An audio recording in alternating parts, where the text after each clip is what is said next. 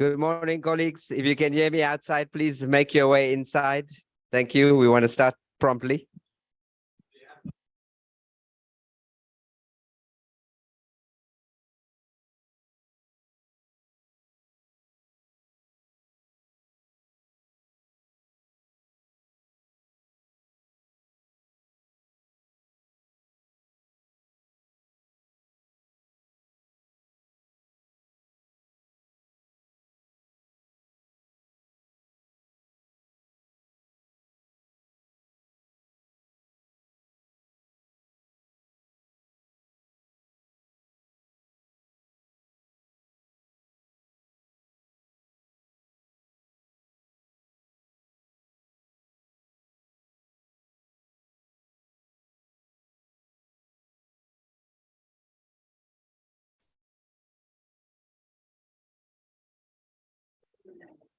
Okay, good morning, colleagues. Welcome. Slightly more compact house today. Thank you very much. Gerard, are we good? We are officially entering into day 2. And I think we can all agree that yesterday was quite absorbing, not just in terms of content, but also the final summation and exchange of concerns at the tail end of the day. I did mention yesterday that our SAP's point of contact, Colonel Boyson, had to defer his presentation on the approach to safety and security, and with particular reference to what we have coined as an overarching violence avoidance strategy for the industry. So, Colonel, you're most welcome. We thank you for flexing your program to accommodate us in this engagement that you started with us in June last year. And welcome to Colonel Botha as well. So just as a precursor, the industry seeks commitment, not only from SAPS, but the National Department. And we have it as a broader strategy that we're going to unfold with, because primarily, I think at this point in time, the survival of the industry is being threatened. And we've agreed that we cannot resolve this matter independently or as an industry. So whilst we're getting your presentation ready, let me introduce you to everybody. For those that have not had an interaction yet, Colonel Freddie Boyson is from the South African Police Service. He's been a police officer with the services for 33 years. He is based at the National Head Office, which encompasses the division's visible policing and operations entity. He's a section commander responsible for rapid response services with specialist knowledge and experience in the 10111 command centers, the flying squad, the highway patrol and motorbike units, and coming on the back of an excellent track record in management training in those areas with the flying squad and the command centers. So the Colonel will give us his take and how he sees things, and we'll have a slight engagement thereafter with yourselves. And I think you'll get some questions from the floor. And we're managing time quite stringently. So those of you that would have had questions as the Colonel has delivered, just send it through to us so we can collate and coordinate for him to respond. But having said that, Colonel, welcome. The floor is now yours.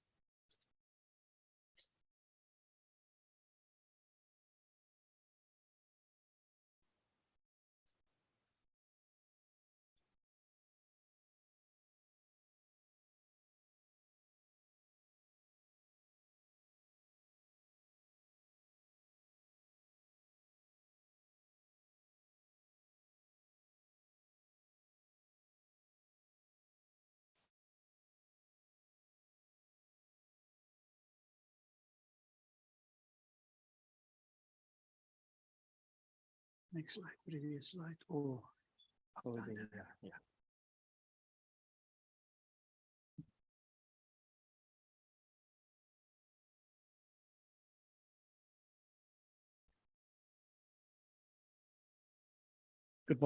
Good morning, everybody. Thank you, Mr. Governor, for the introduction, and thank you once more for the opportunity. I'm really humbled and privileged to be part of this a workshop of this magnitude with an organization such as SABOA. I'm really privileged to be part of it, and I want to thank Mr. Governor for the opportunity. I think since our first engagement last year with the conference, Mr. Governor was forever on my case so that we can discuss issues of importance, in actual fact pestering me. So but due to my busy program and schedule, I couldn't find a time that we can engage on that level.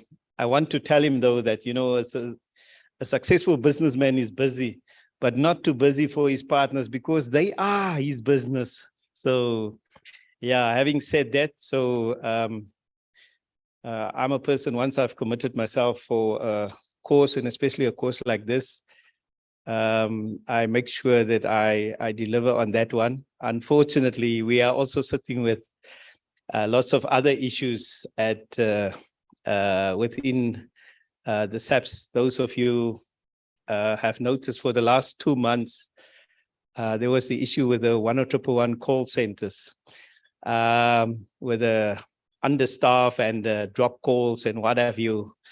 I don't want to say fortunately or unfortunately, but this that role and responsibility also falls within my ambit. But at the end of the day, what was said and communicated with the media is, yeah, it's not necessarily all factual. But here's the thing: when it comes to the media, nobody goes back and say, oops, you know, what we've said is not a true reflection of what is really happening. Here's the facts. And especially when it comes to our democratic system that we are in, that, you know, opposition parties, they will run with it and won't stop running up until something else happens to keep them busy with. So hopefully, I hope out there the minds is now wondering what is the president going to say at the sauna next week, so that we can shift the focus. But be though as it may, thanks once more for the opportunity. And I'm glad to be here, and I'm excited to be for this particular journey since I've given my commitment last year. Just one thing though, I was wondering, you know, when Mr. Governor approached me and asked me to be part of the workshop, you know, what can I come and tell them? It's a strategic workshop, so surely, yeah, they want to pave how their year is going to look like, their events and so on that strategic level. Little did I know that how he regard the importance of also the partners to be part of this. So I deemed it fit, not necessarily to come up with stats and those kind of things per se, but just to put it into perspective in terms of the environment that I'm currently overseeing with regards to your 10111 call centers, your flying squad, your highway patrols, and to a lesser extent, your accident combating. However, those are all the areas that falls within my ambit, and coupled with that, there's also we call them specialized uniform support, which includes your disaster management, your hostage negotiators, and your water policing and divers. That is the portfolio that I'm occupying at the national head office. So it didn't come as a surprise that I deemed it fit to have the topic, to strengthen partnerships through a collaborative approach. So surely the focus will be more on some of the questions that you have. I've been privileged to also engage with some of you guys prior to today, and really, yeah, I've realized and I discovered that, okay, you know, all industries are not honky-dory, and but now probably here within this industry we have reached a point that there must be constructive collaboration, and we come up with mechanisms and way forward as to how can we deter what is currently happening. So this will be my presentation. I will just give you some sort of background as to what entails and allow us to do what we are doing, and what is motivating what we are doing in terms of our performance out there, and also give you some sort of overview, like I said, with the capacity, referring to the industry that or the responsibilities that I'm overseeing. And then also, this is the area that is dealing from nowadays, especially after the cited case, more with your industry, is the flying squad units as well as the highway patrols, and a little bit about the accident combating, and then just a general approach in terms of what we are doing as collaboration and the way forward. But like I said, you know, in as much as we have these specialized units that is dealing and working with, in particular, road policing, but also from the stations to a lesser extent, they are also involved where some of our specialized units are running short of. Well, this is our mandate as enshrined within the Constitution, Section 205. I need not even to repeat it, but to prevent, combat, and investigate crime, and also to maintain public order, protect and secure the inhabitants of the Republic and their property, and also to uphold and enforce the law. And then how we are going to do it in terms of the NDP. Outcome number 3, we must have a feeling that everybody, and we are not excluding anybody when we say that, must feel safe. And that is the vision up until, for 2030, for all people in South Africa to be and feel safe. Like I said on a previous occasion, last year, our Minister of Police, Bheki Cele, during his budget speech, he said the following, that the SAPS must seek renewed trust and confidence amongst the people of South Africa. How? Through enhanced service delivery and performance. And now he outlined 4 pillars as to how we are going to do that, so that we can start rebuilding a project in forming the cornerstones. These pillars must form the cornerstones of that, so that we can have a safety and secure feeling amongst our people of South Africa. One of the pillars is to increase recruitment and more members to bolster the police response time and police visibility. Also, adequately and increase the funding for the gender-based violence and femicide investigations and programs. Thirdly, to capacitate and resource critical and specialized units within the SAPS, and strengthening the community organizations and partnerships with law enforcement, and to join the fight against crime. You are aware that I think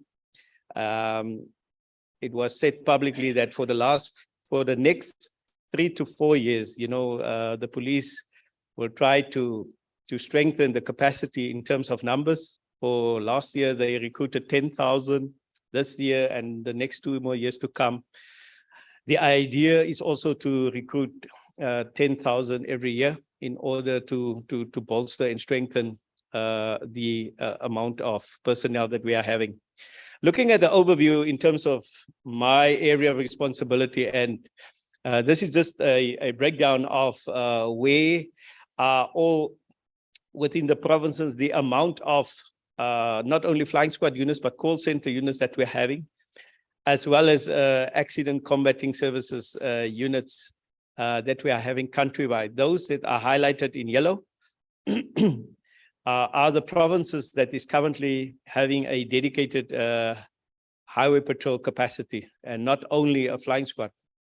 Having said that, currently the duties of the highway patrol are being performed by the the flying squad units. So we are still waiting for the signing of the new structure before we can start with the implementation of also having highway patrol units countrywide. And in doing that, then I think once we can see that we are starting to paint the roads and the highways and byways blue, it will give us a sense of safety. Well, like I said, I've drafted and looked at the operational mandates of these particular units, and then later on, also the same with the accidents, so that we can rather engage with some of the burning issues that you have.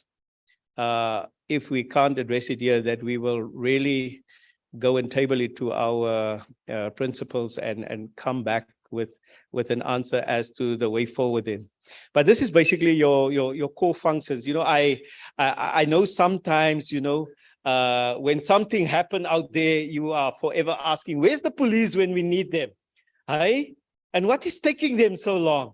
So yeah, let me assure you that, you know, we also focus on reaction times, response times, but there's various categories of complaints. Your alpha is your in progress complaints, and then Bravo is complaints that had happened, and your Charlie is your less serious complaints. But that's a discussion for another day. But I think I realized over the years that, you know, it's not about the response time per se, or maybe you are more than welcome if you differ on that regard. But I think the challenge within this country is that when you say you come and you don't come at all.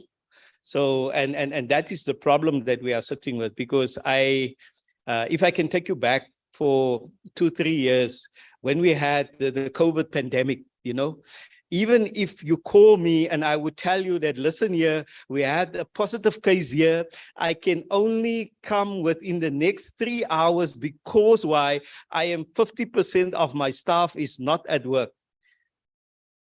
You know what was so funny and strange about you? You would have accepted that explanation that time. So nothing in the meantime has changed or differed. And especially if we look at your banking sector, you know, normally a 10-minute exercise, if you go into the bank and do your thing and come out, it would have taken you 10 minutes. But now when you enter, if they tell you that it's going to take you 3 hours, for some reason or the other, you would also accept it. What I'm trying to say, I'm not insensitive to the complaint or the nature of the complaint that's being lodged. But I'm saying that, you know, and those are some of the why we are forever struggling to gel and to bond, because, you know, your word must always be your honor. And when we are saying that, you know, we as the police, we also have that constitutional obligation to ensure that you guys feel safe. And even more when it comes to your industry. So because it's not only you alone, you do have personnel that you must take care of. And it's not happening, it becomes a challenge and it becomes a frustration. But those are some of the primary functions that are being performed by the flying squads. I'm not going to dwell too much into them. All you need to know is that they quickly respond to your serious and violent crime in progress, number one. Number two, when they get to a scene, they also stabilize it normally, like your station vehicle are also doing.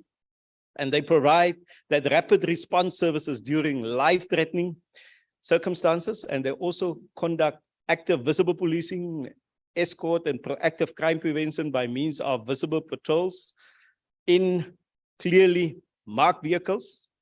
And if not required to attend to serious complaints, they must ensure whatever they are doing, that they deter crime.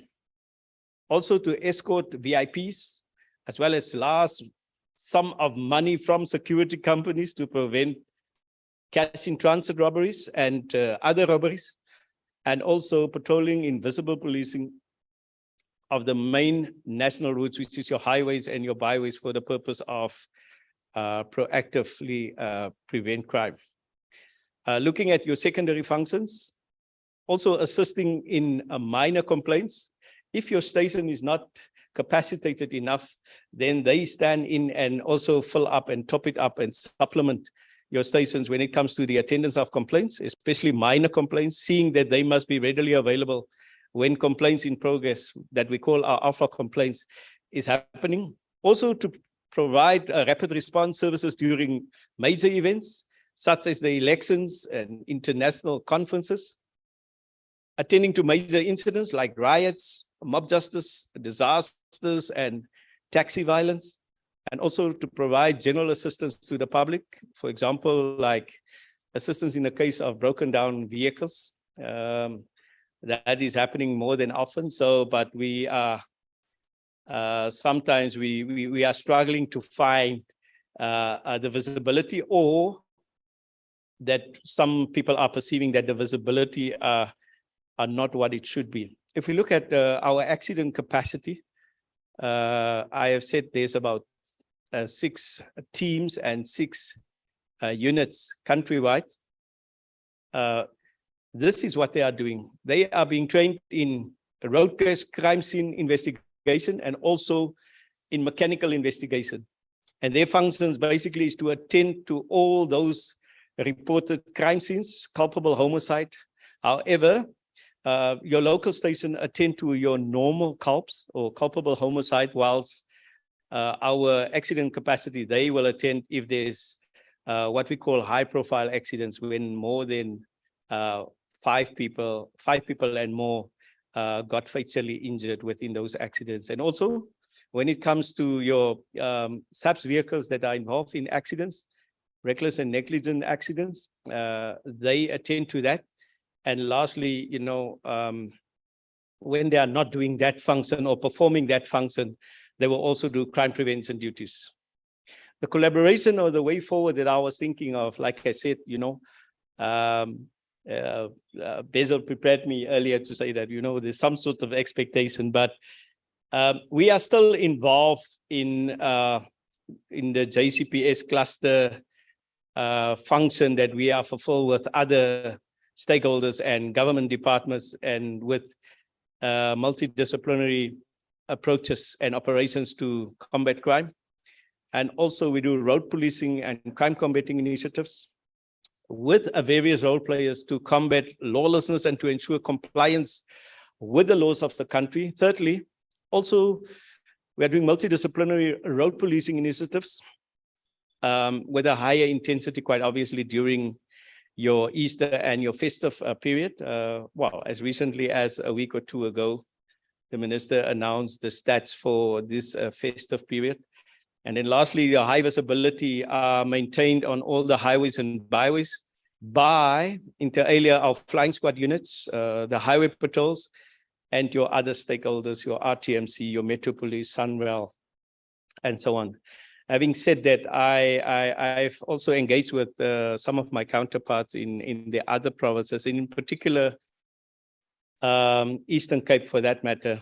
I know that as part of their duties, they are being instructed by the provincial commissioner within the province to provide visible escort duties for the Inter-Cape buses in particular. So what is happening there on a daily basis, in the mornings and in the evenings, they do get a schedule to say that, listen here, yeah, these are the buses that will pass your area and so on, in order to ensure visibility. So if the flying squad members are performing that duties, if not, then we also have a highway patrol capacity, as well as some of the stations that are passing, where those buses are passing through, are also providing that backup or supplement the flying squad or the highway capacity to ensure that there is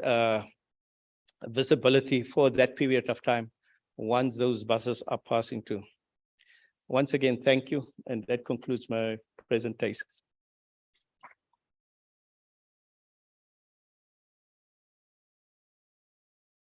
I think for all intents and purposes, you are not released yet. So I'll stand by your side, shoulder to shoulder. Stand by me, Ben E. King. Colleagues, there you have it. I think from an appreciative point of view, the context of which Colonel is coming into this fray. But I think you've heard that he's given you the commitment to be part of the process. So this is round 2 of the engagements.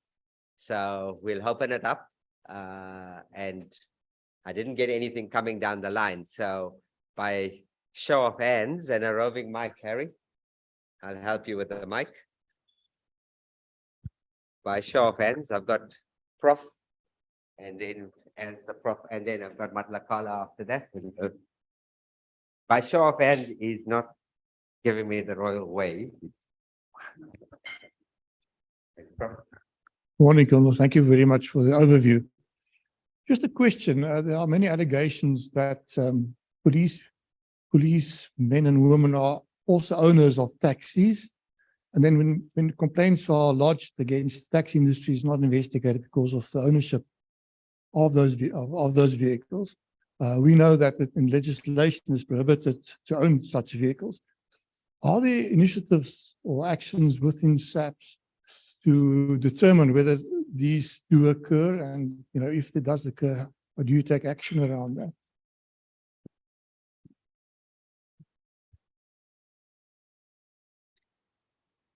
Thank you. Will we take it first and then, or in which sequence? Okay. Yeah. Maybe to respond to the question. Yeah, we do have even policies in place because there's a conflict of interest. It's part of our disciplinary regulation. No policeman or woman supposed to be owners of taxis, for that matter. It's the same with your securities and so on, because definitely there's a conflict of interest. Then on the other end, every year you do have your declaration of your financial interest that's being done. However, yeah, they are only doing it up until from the highest level, the general, up until lieutenant colonel, and then also your some of your members that is in the support industry, like your supply chain, your HRM, HRD, your only those people. And then quite obviously every year, if you have extra remunerative work that you are performing, you're supposed to apply. And then, yeah, it's only then when they find out what are you doing, and yeah, what is your status within that particular company and so on, then permission is granted accordingly. So those are those are some of the measures that we have in place. But if it comes under your attention that there are people that that are members of SAPS and that are owners, then those kind of information needs to be furnished so that we can investigate it. Because yeah, I do know that many a times in my in my career, when doing crime prevention and dealing and engaging with these taxi drivers and owners and so on, they would normally encourage a person to still come and join and be part of, and don't worry, we won't put it on your name. So they like to do that. I know that. So, but the only way for us to deal with it, if you come to the fore with the information, furnish it so that it can be investigated. That's one of the only reasons how we can deter or eradicate it completely. I hope that answers your question. Yeah. Thank you, Chair.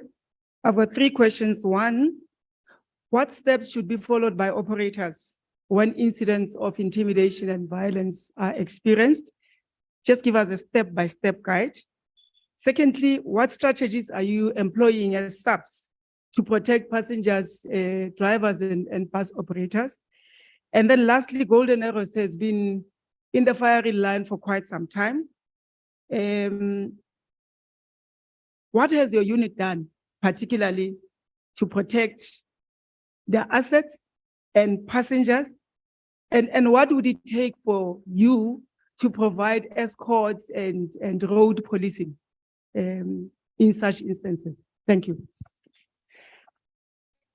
I think the first one, when it comes to, you know, if you realize that you're in danger, well, I've started off earlier to say in the media, the 10111 number is has been under scrutiny, or it's been the talk of town for the last couple of months. But I think that is that should be your first point of departure, to call the number, because normally, for those of you that maybe don't know, in as much as we have 10111 call centers within all the provinces, not all of the police stations are necessarily linked to a 10111 call center. So you will find that wherever you find yourself, if you dial the 10111 number, you're supposed to end up at the nearest police station.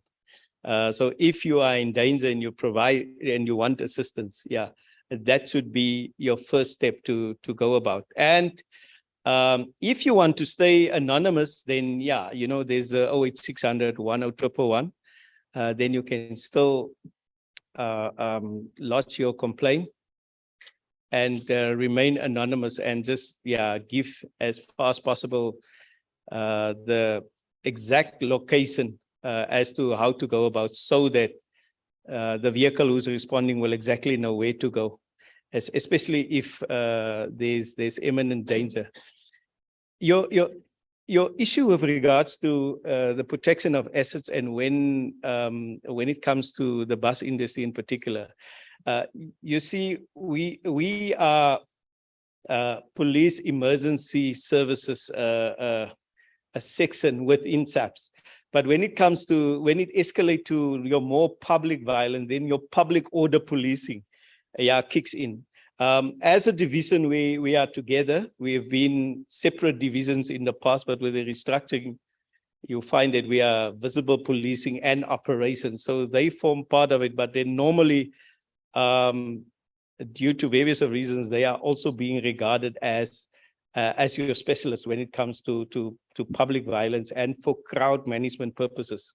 And also, you know, due to cases in the past where, you know, in as much as, let's say the flying squad, as hypothetically speaking now, respond as the first responder, all they can do is just to report back to say, this is the setup, this is what is happening. It looks like public violence. So, and once you start saying that, then crowd control and whatever must kicks in. Then the specialist needs to be contacted in order to come and diffuse or to attend to the situation, which is your public order policing. And there's the third one. Can you just repeat?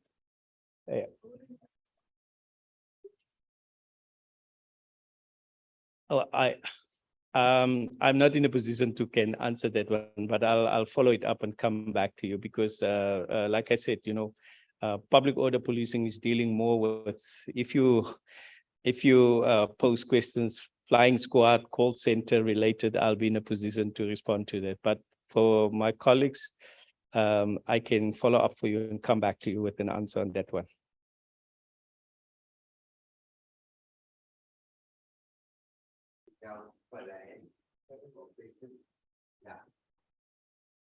I think that, sorry, I've got one online. When you type in, this is from Red and Toby with the K. Good.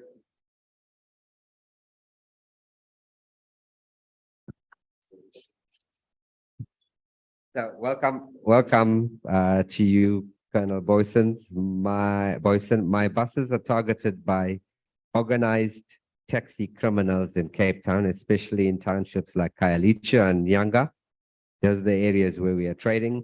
It appears that the taxi criminals have the upper hand and are lawlessness, and this is the order of the day. Our recommendation and request for a specialized unit that focuses on transport route. Thank you. Is it just a comment, a remark, or does it need a response? I don't think it's a problem, but I think the request is, and it's probably going to unfold with the conversation now, is how do you set up a unit that probably gets expertise and specialization within support for the industry?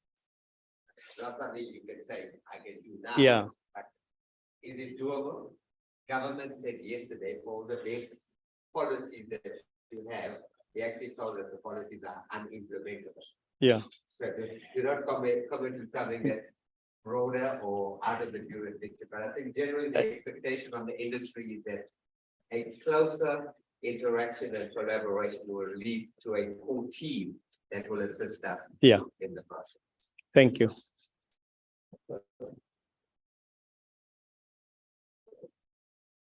There's another end. I forgot about the microphone.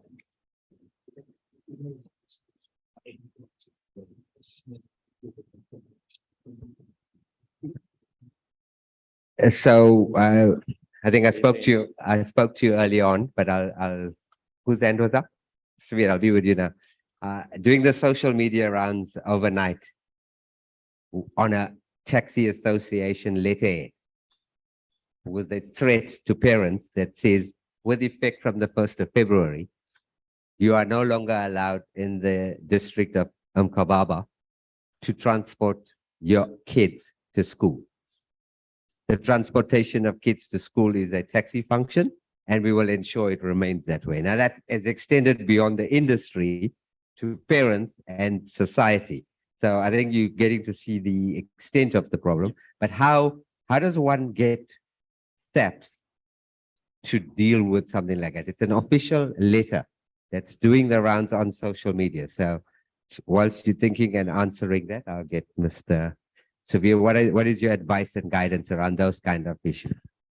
I think those kind of evidence needs to be escalated so that we, it must come to the SAPS ASAP so that, yeah, because remember, even when the previous question in terms of how do we address the issues of the threats and the intimidation within your township, once you have a dedicated team, you will realize that a dedicated team must also be multifunctional, because you must have your intelligence and what have you. So, and those are the type of information they supposed to gather so that we can plan and be proactive as to how are you dealing with it, and so that we can also identify who are the main instigators in this regard, because then it becomes a clandestine operation and approach in order to remove those that are instrumental in circulating those threats in order to unstable and unsettle the industry. But I should think that, once it gets to us, that particular letter, it's so that we forward it and furnish it to the respective areas, so that provincial commissioner put measures in place as to how are you dealing with the issue at hand. Thank you. Colonel, two comments and a question. Number one is that, is there any engagement with the other modes of transport from SAP's point in terms of intimidation? That's the first one. Secondly, is that, are we as citizens entitled to a reply in terms of written replies when one sends to SAPS? And if that is not done, what is the protocol chain to you? And the other one is that, if investigation units are set up, is it not their responsibility to come back and give you written feedback? Or you have a comment to say that they've investigated it and their response is X, but they do not want to put it in writing? And what's our line of communication to yourself, or it should follow from regional, provincial, and then national? Thank you. I think for starters, we do have within the division inspectorate, where you can, when it comes to complaints, where you can lodge complaints, especially if it's not only against the perpetrators who are intimidating and threatening certain individuals, but also against the SAPS. Yeah, that is your point of departure when you want to lodge complaints. So, and they will thoroughly investigate it. The thing is, normally when it comes to complaints per se, your media liaise with our section that is corporate communication. So as far as possible, in as much as is addressed to the National Commissioner for that matter, which we will escalate it in to the corporate communication within. And from their side, they will engage with the relevant party that must respond to wherever it is happening. And in terms of what measures are put in place, and then you will forward your answer back. And then from the national perspective, they will reply to whatever needs to be done. However, I'm also of the opinion in terms of the Batupele principles, you are entitled to your to feedback and progress, especially when an official case was open and so on, and what the outcome thereof was. Because I know over the years we've become fancy when when you register the case, they will tell you that, okay, this is your case number, and even this is the investigator and so on. So it's just proper and courtesy and professionalism to, after the case is done, to say that, okay, yeah, this is what has happened. But those are your protocols to follow.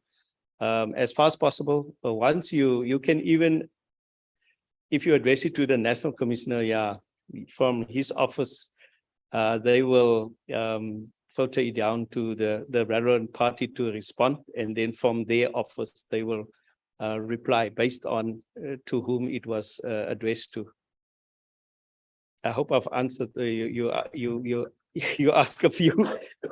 As a follow-up there, Colonel, we were supplied with the matrix of contact people that sets out. It's a huge document with, I think, in excess of 50 slides with all the contact details.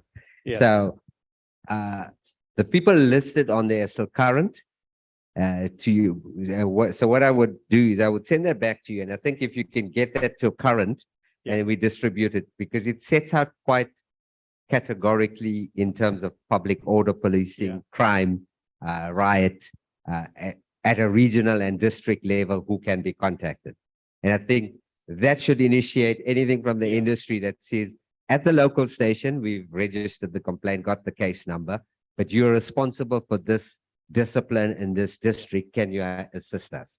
And then failing that, it goes up the line. Yeah, we can just then verify an updated list to see if it's still, Please do. I think that would be the primary departure point. Then it gives us access to the right people at the right point. The right time. I mean, it's a wonderful matrix, but we just want to make sure it's current and that we can disseminate it. And then that team is aware that from an industry point of view that they'll be contacted. 100%. Thanks. And our Vice President has a question. Thank you, Mr. Gavin. I wanted that information. When our colleague was asking about the step-by-step, I think that's very important that you know which police station or what number do you have to call.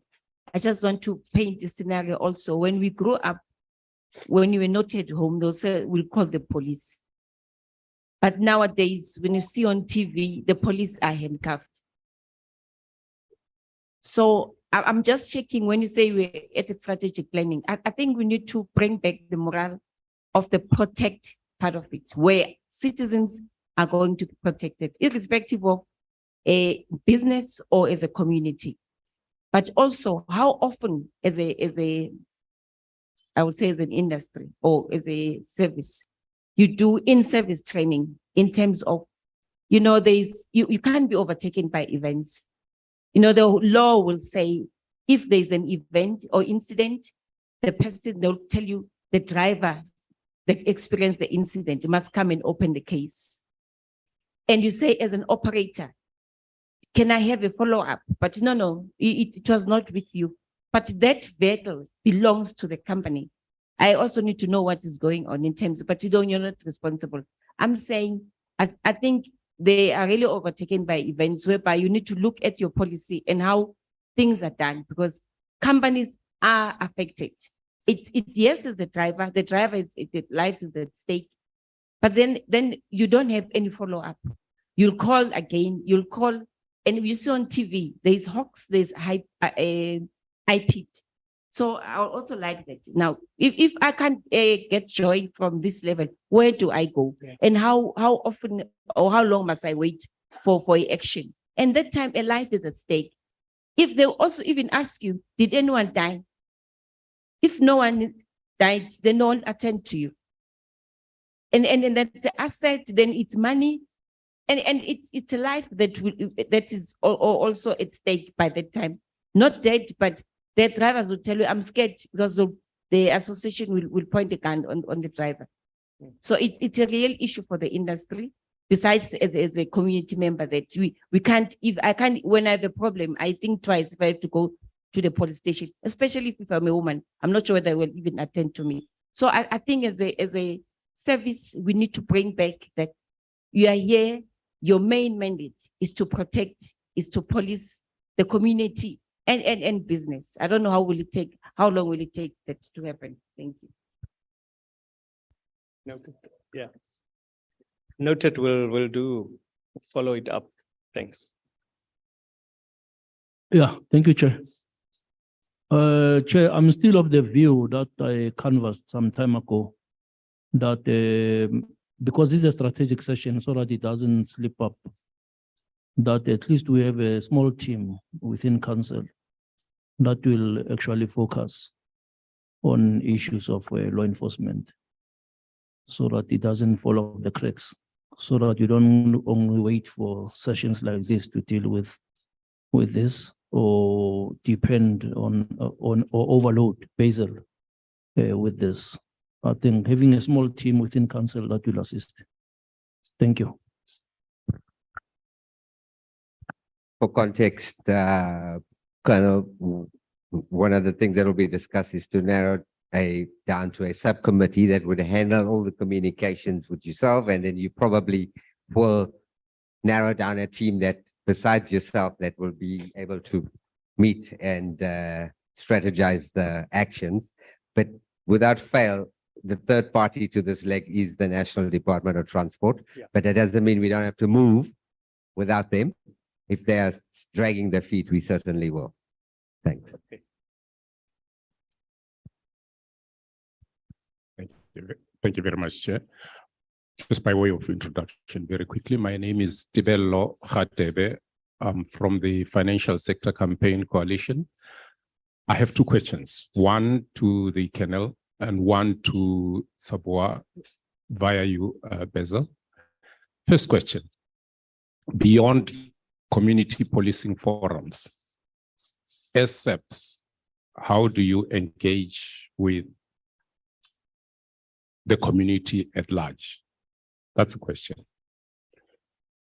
I suppose, yes, maybe we can also hear about intelligence activities. Maybe you might want to comment that way, Kennel. The second question to Basil. We made a presentation to SABOA at on the 17th of July, 2021, with regards to perhaps that which could be done on the matter of violence. And we'd like to get feedback. What has been the response of SABOA to the proposals that we made? Thank you. I think normally beyond your community policing, there's also an approach that we call sector policing, where for each, they take a station, precinct, and divide it into sectors. And then for each sector, they will appoint like what they call a sector manager.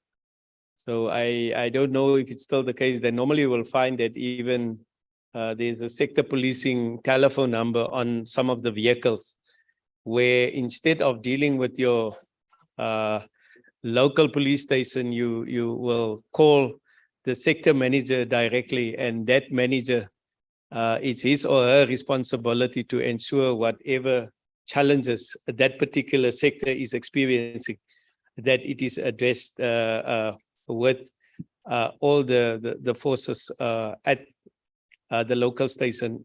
And And that is the other approach beyond only waiting for the Community Policing Forum to address issues of crime, because at that particular forum, the community policing one, even the sector manager has a sitting, and then from in terms of their protocols and how the meetings are structured, they are supposed to give feedback in terms of their particular sector.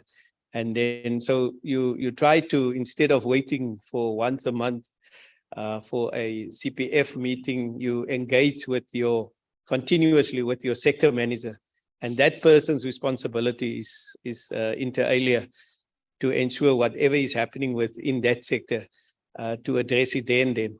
If that person can't by himself, escalate it to the broader police station and with all the necessary capacities, and then attend to it and address it. Thank you, Colonel. Online, we had Mr. Mayor, Derek Mayer. We've noted your comment.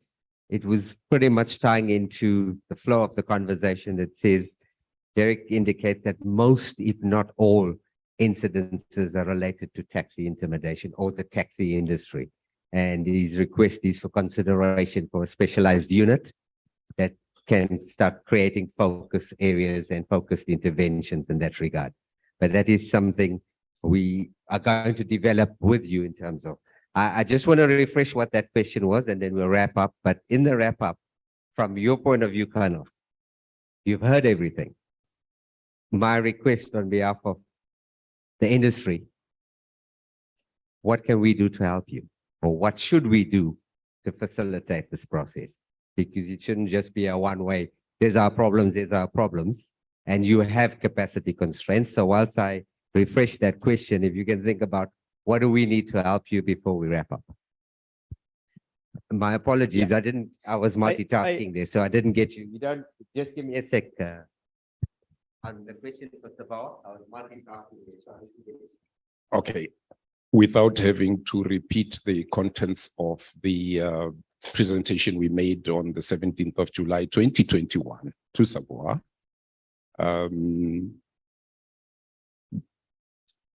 we'd like to know what is the response of SABOA to the proposal we were making, which proposal deals with the question of violence, because that was the subject of the presentation that we made.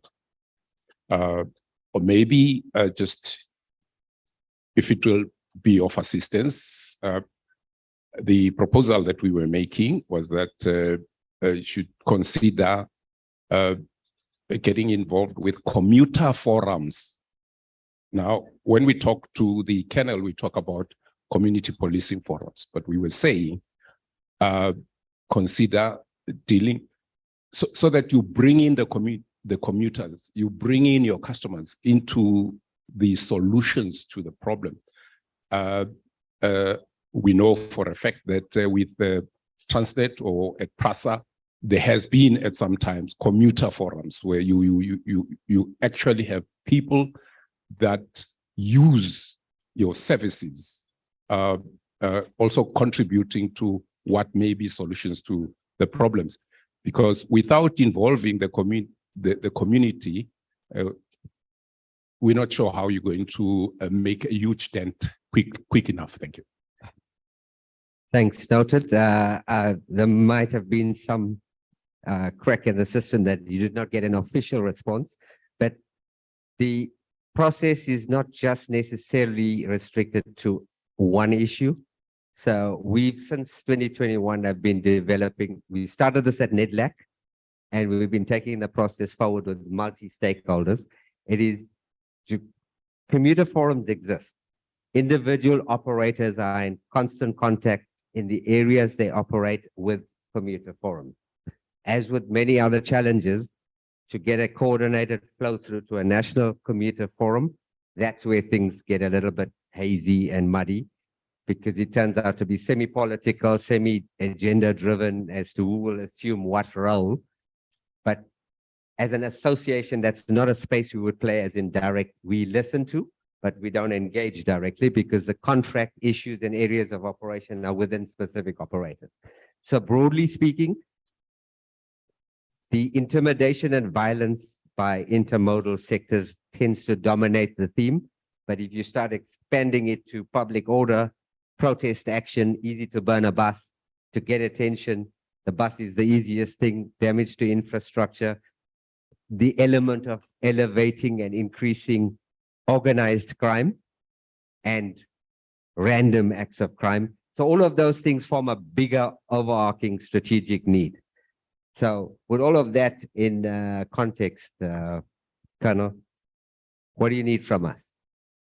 This is the core audience that needs to hear what you need, so we can then officially say we've done everything in our power to get this off the ground, and we are committing to make it work. Thanks. Thank you, and thank you for those inputs. I think first and foremost, then those intimidation and threats and so on needs to be tabled. And if it's if there's case numbers to it, even more.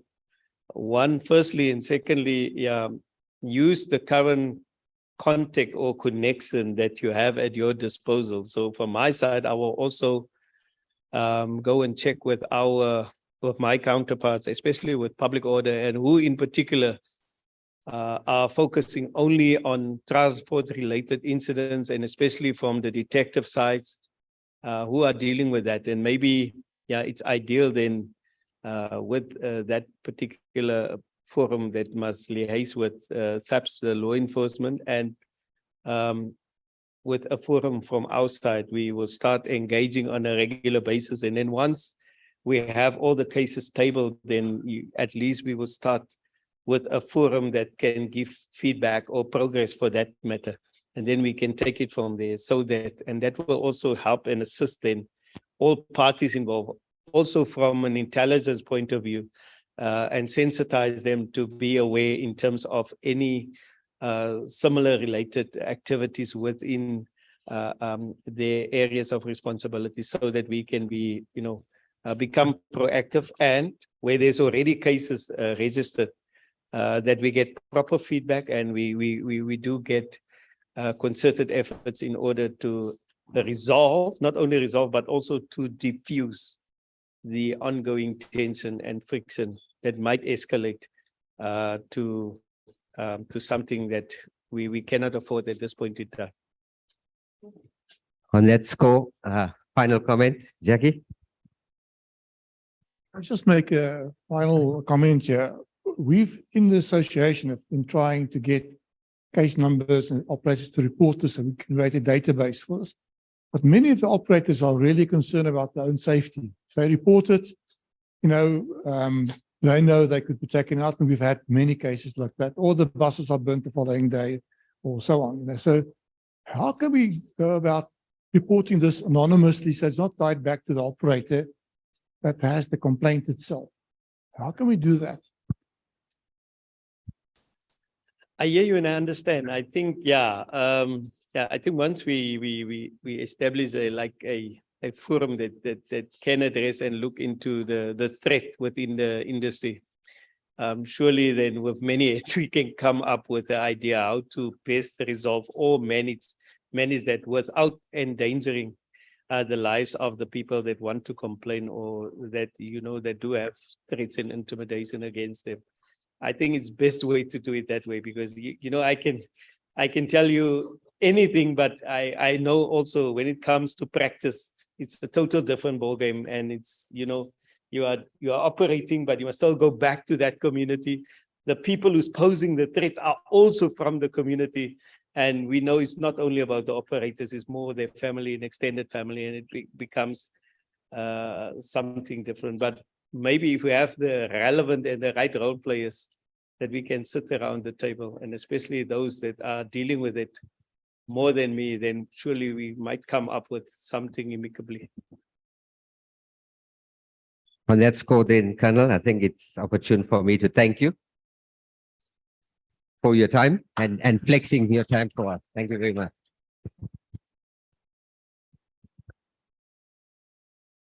So, colleagues, that's the carryover from yesterday.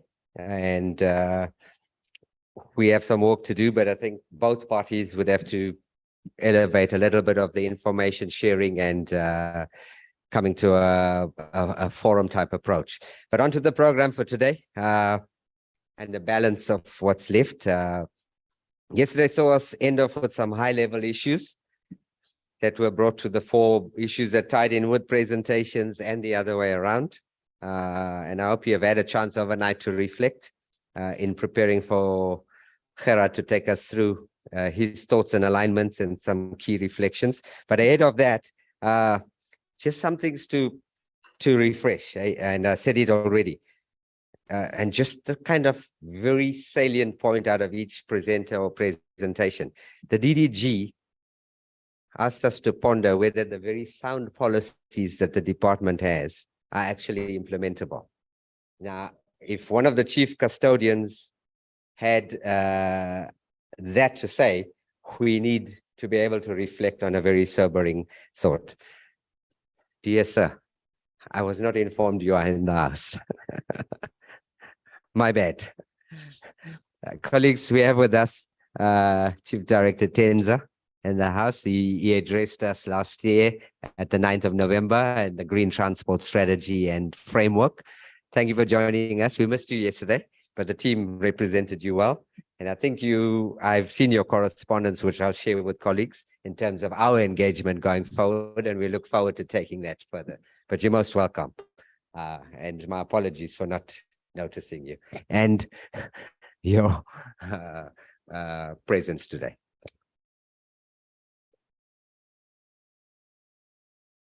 Okay, then the macroeconomic analyst, Christel, gave us a hint that the financial outlook appears to be on a slight tick upwards.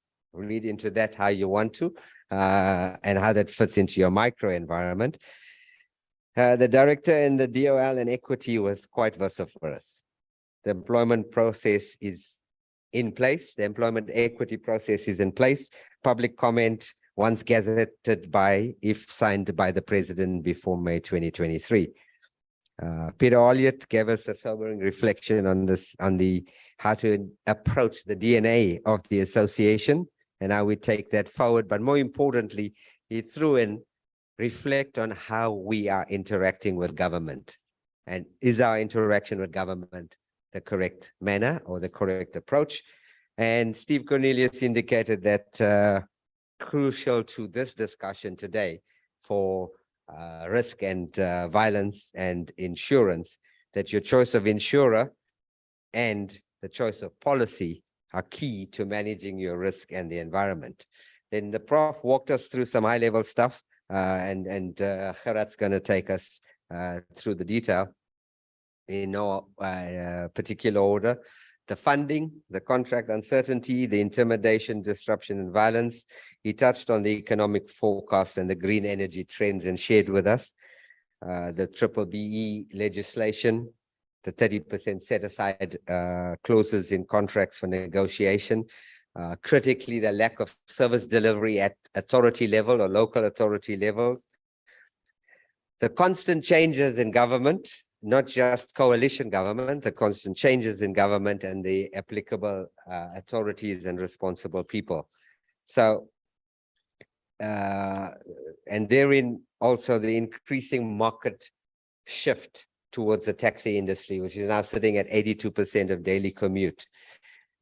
And finally, the recognition that we deserve, that we should warrant as an industry for our contribution on a macro scale and at a local community scale, that the role the bus and coach industry plays. So, colleagues, I think the sobering thought, and it'll come out again. We've spoken about this ad nauseum. We've engaged about it ad nauseum.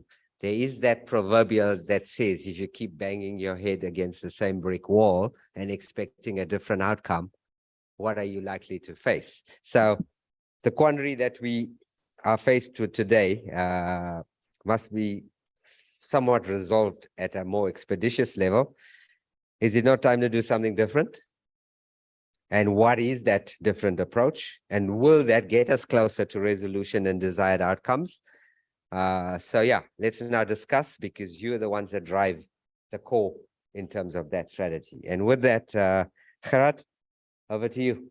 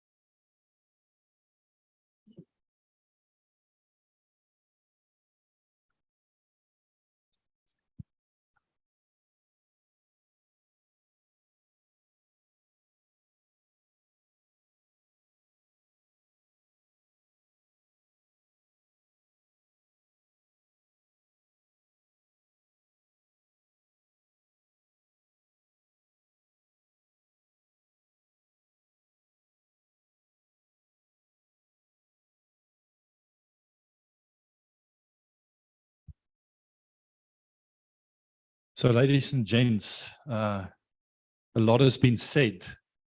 And I think to make sure that we don't end up with a very interesting discussion and no action, I think we've reached the stage where we really want to actually walk away and find something for SABOA and then obviously the members tangibly to start focusing on and doing something.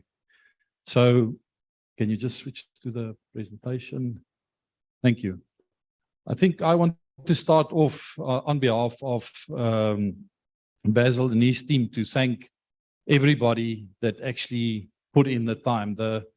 If I have to calculate the man-hour value that sits here to find something, it's a huge effort and a huge commitment that's been made by the industry. So just thank you very much for that, for your time. So we're going to move into the strategic part. Now, strategy is really about focusing an organization or a business on stop doing the right things wrong or doing the wrong things excellently. The whole idea is that strategy needs to focus so that one can actually start doing the right things right. Because that obviously has the most impact. In a business, it makes you productive. It makes your results and whatever you measure yourselves on something to be proud of. But the important thing is to know what the right things are, so that then internally one can start doing those things right. So that's just a bit of a, yesterday I referred to this graph, which normally is the strategic process where you start dreaming about the business and start analyzing, understanding. Yesterday, we focused a lot of the effort on the external environment, all the inputs that we had. Thank you, Colonel. You've been very brave, and we really appreciate that you've spent the time and to assist us to start making a difference in the industry. So the environmental analysis has been done. It's been written down. Prof. Jackie gave us also yesterday a nice overview. All that information has been collated, and it brings us to the point where we have to say what we know now, what we've heard. How do we evaluate and choose the best road forward, the best strategies? And then afterwards, obviously, the SABOA team will implement and with members implement strategy. And I don't think in this session we're going to get to the how we're going to measure it. But as Basil said, I think there's another session that's been prepared where we will actually then focus on measurement and evaluating performance once the final strategies have actually been turned into very specific plans.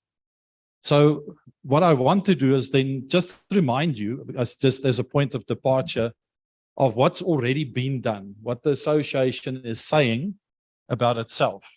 Now, the SABOA greater purpose, as you can read there, is that we can contribute substantially to the social and economic development of our country by providing bus and coach services to transport millions of people who rely on public transport on a daily basis. That is a huge mouthful and a huge contributor to society as we know it. So I think we can't improve on that from where I'm standing. The vision, part of SABOA. SABOA is a credible voice of an inclusive, efficient, sustainable, and transforming bus and coach industry. So that's the vision. So you just remember when we start having our discussions, this is overriding the discussions. Then the mission statement of SABOA, to play a pivotal role in representing the interests of its members in building a sustainable, integrated transport system through safe, reliable, and affordable bus and coach services valued by our stakeholders. It's a small paragraph, but a huge amount of things that needs to happen every day to do that. And then the brand values, or the values internally: respect, fairness, honesty, service, quality, empathy, patience, and consistency. And then externally, to be informed, committed, and driven. So we take that as a given in developing the strategy. Now, I think yesterday's discussion by the Department of Transport, we've noted this down, and I thought with the time limitation that we have, that we can maybe focus and really just understand some of the key issues, the key points that were made that's got an impact on planning. The ones that I've highlighted there in blue, the point that was made by Mr. Matabata, the government budget pressure might lead to cutting back of services. Now that's got to really filter down and be understood. What does that mean to your businesses?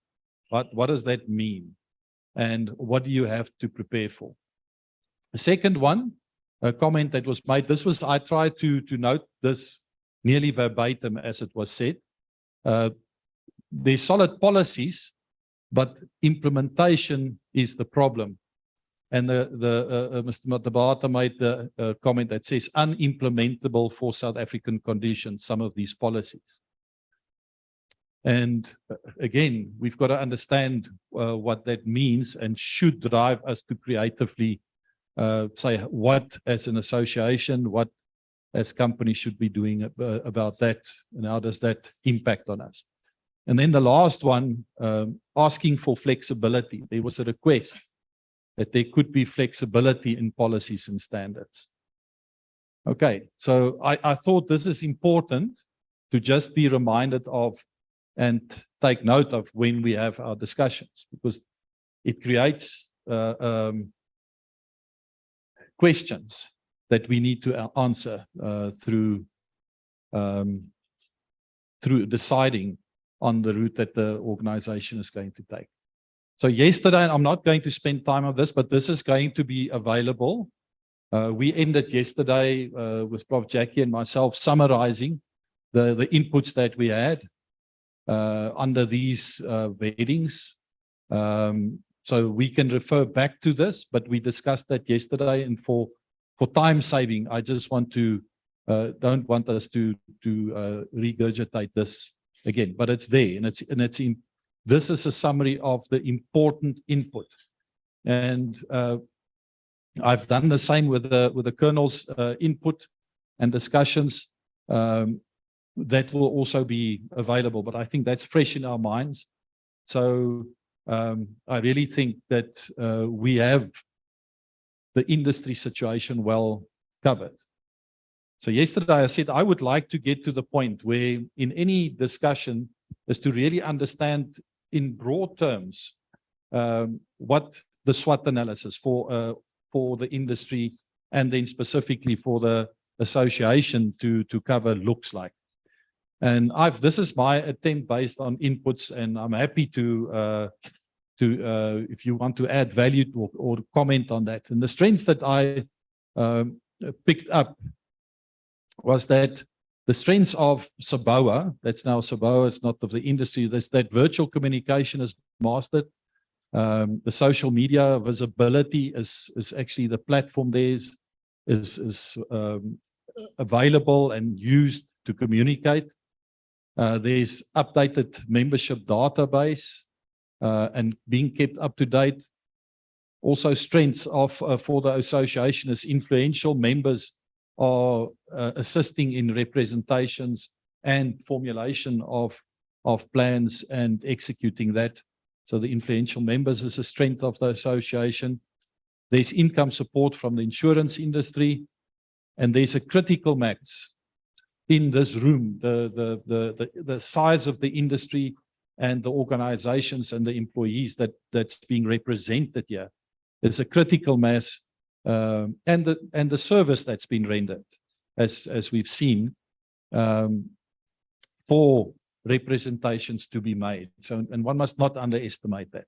So that's what I can reflect back to you as strengths of the association. Weaknesses, the one that really stood out to me yesterday was that SABOA, or the bus industry, is not the Cinderella of the Department of Transport. And it was actually said in a way that the Cinderella was the taxi industry. So that's a weakness. And whether it's real or perception, perception drives behavior, as we know it. So it's something that we need to consider, because there are obviously court cases, and it seems that sometimes that there's conflict, and that's, I think it sort of also came through in the presentation that we heard yesterday.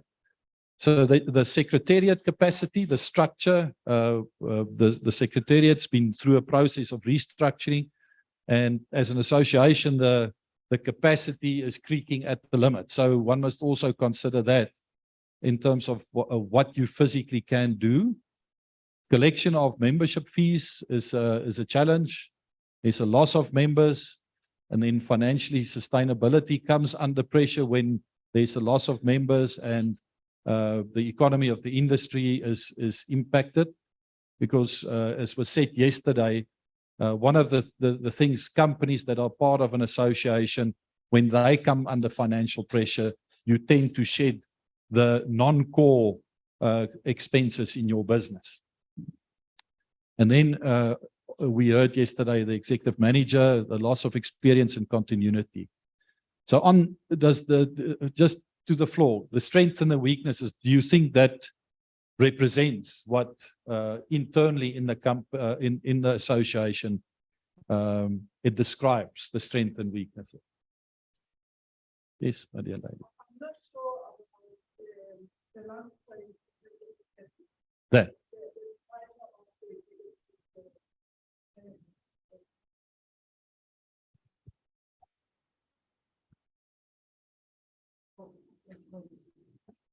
Yeah, I'm saying I'm not so sure about the last point in terms of as a witness for the departure of the executive manager. Maybe because we know at some point or another, no executive manager will stay forever.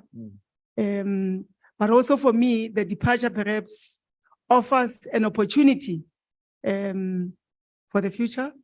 We don't know what is in store for us.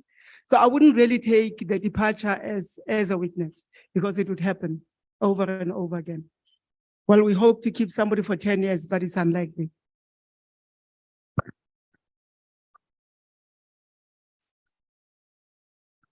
I think, is the switch on? Yeah. I think the issue was really just there's always a handing over period in terms of where any organization, when you find somebody new, there is a risk involved, and the experience and the continuity. We said it in reverse yesterday. One of the challenges with government is that there's so many musical chairs, and to start all over with relationships, I think it's in that context. From a skills base, I agree with you. It's nobody's irreplaceable. Yeah. Any further comments? Then we can move on. Then we can move on to the next slide again, please. The next slide is basically opportunities and threats. That's normally external to an organization. I think the opportunities going through the discussions, and I've taken license, so you must help me.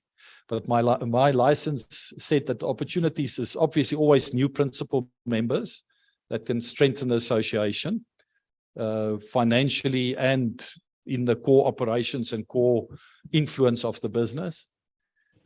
A joint approach to court for police protection of vehicles, I think it's an opportunity. I think based on the discussion that or presentation, what I heard was an openness to collaborate. And that's a huge starting point. So I think that's an opportunity that as an association, one must say, how do we organize ourselves and muster ourselves to take a proactive approach? I think therein lies an opportunity. A transport forum participation, it's been mentioned in the past in terms of visibility and relationships in the industry. Also visibility at Auto Mechanica and Future Road from a visibility and staying ahead of the game of passenger transport. And then regional events for additional income. Those are opportunities. So I'm happy if there's any opportunities that you from the floor can add to that, to write it here on the board. But that was just based on the information that I had that I felt could be noted at this point in time. So can I ask, are there any specific opportunities from the floor that can be added to that?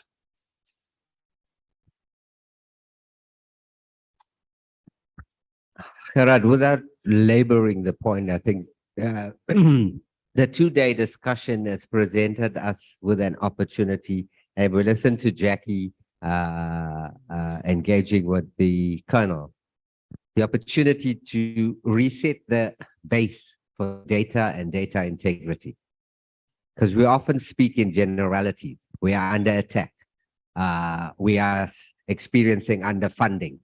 The cost of fuel is going through the roof.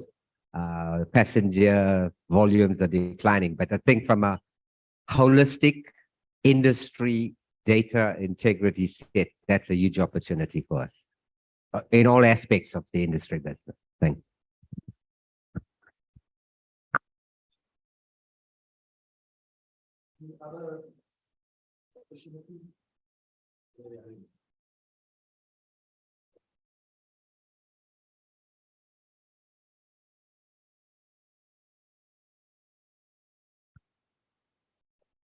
Thank you. I think I don't have too much of a say here, but just from a business perspective, constantly being called, obviously not the Cinderella of the industry, there's a massive opportunity here to regain the market share that has been lost over the time frame. Hearing yesterday that there's been a decrease of 40% over the past 3 years, there is a massive chance to just retake all the excitement and all of that from the public and gain that support once more.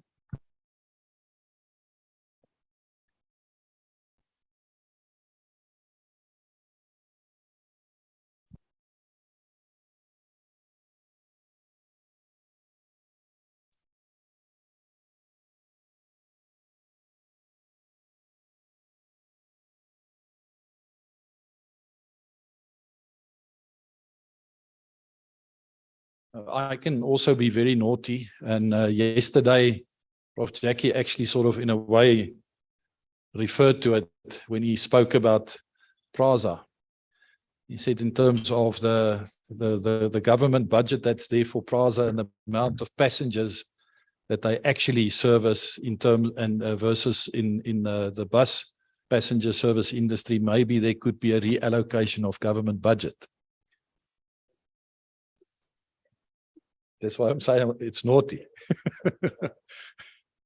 But often something like that starts with a thought. That's a reality. So can we add that as an opportunity? By show of hands, what do you think? Or do we leave it off? Okay, we leave it off. Thank you very much. I think yesterday there was some mention about digitization. And in my view, I think digitization does present an opportunity. Digitization, I'm saying. Yeah. If we look at it from the perspective of sometime in the future, we should have the situation where a person can choose to get into a train or a taxi or a bus using the same ticket. And digitization provides for that. And so there is an opportunity going forward, as the lady behind me says, towards regaining what market share that has been lost. And digitization will be key in that process. Thank you.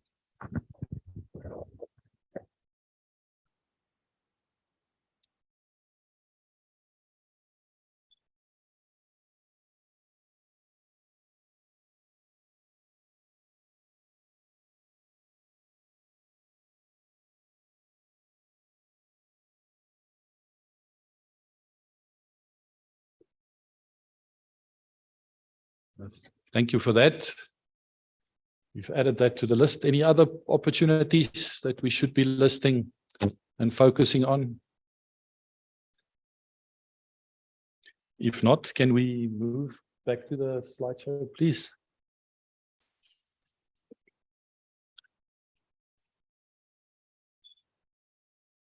I think under threats, threats are normally something, there's a bit of a delay. Threats is something that we should take note of. It's often not something that we can do something about, but that it is still part of the environment in which we do business. So the threat could be the association financial viability.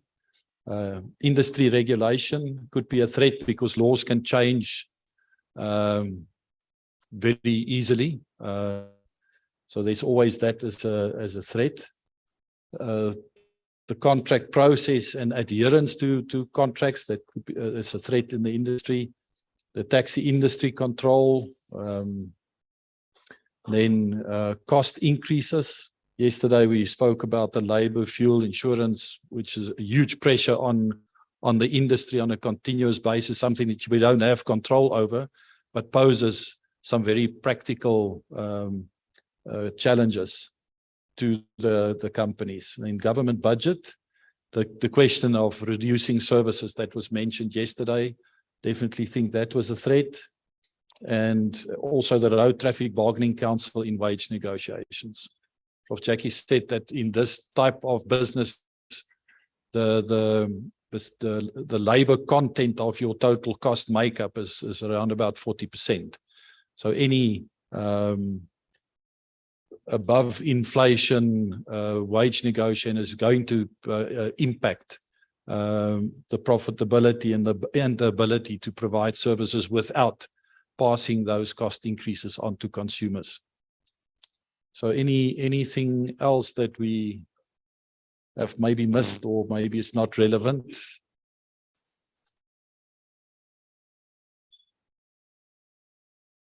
But yeah, we're just still setting the scene, because I want to, the next stage that I want to get to is to actually say, so what do we do?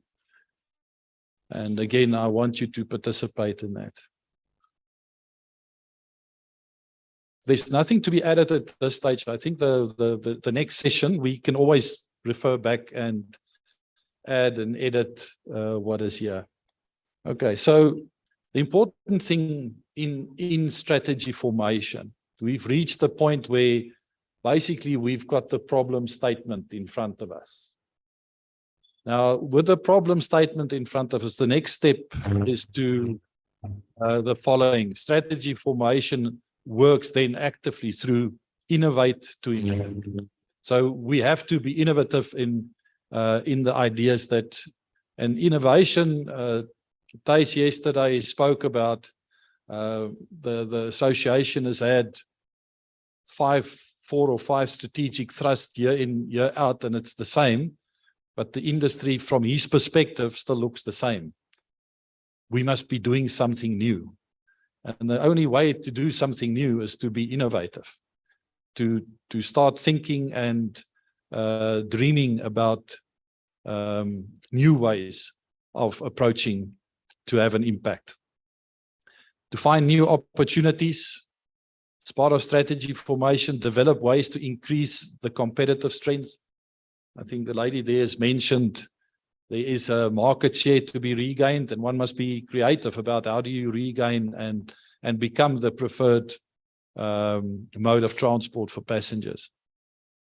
Maintain your competitive advantage, how to mitigate against threats, and directing resources. And then a very important one, which I always recommend when you're doing strategy, is there's got to be 3 categories of decisions. The one is start new things when you innovate, but also to stop things that don't work and put resources and effort to something that's really, you've tried it, didn't work.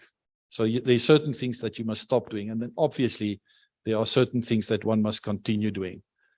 So that sort of categories when we decide to do things is the start, stop, continue. So that's a process of strategy formation. Then, just before we get into the creative part, I want to just remind everybody here and not here of the strategic thrusts that the association has been busy with in the past. And those were the SMME development as a topic, where obviously there's a lot of detail below that. Policy influence, relationship with government, safety and model intimidation, conferences and exhibitions. Those were typically the strategies that the association focused on behalf of its members. So that's the given. Now, Thijs, if I may say this, but this is what you were challenging, to say, listen, if we just need to do this again, we need to find also in a creative way strategies that's going to have an impact. So it's not to say that all of this is wrong, but I put it there for to remind you that's what the association has been busy with. So on my next slide, what I want to do is I've been clustered behind this podium now, sorry.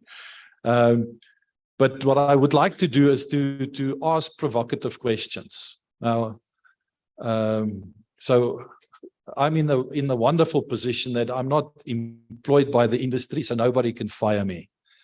And so I'm allowed to provoke you with questions, and hopefully that will energize you to think creatively, to do the strategy formation, to say, what can we do that hasn't been done before? So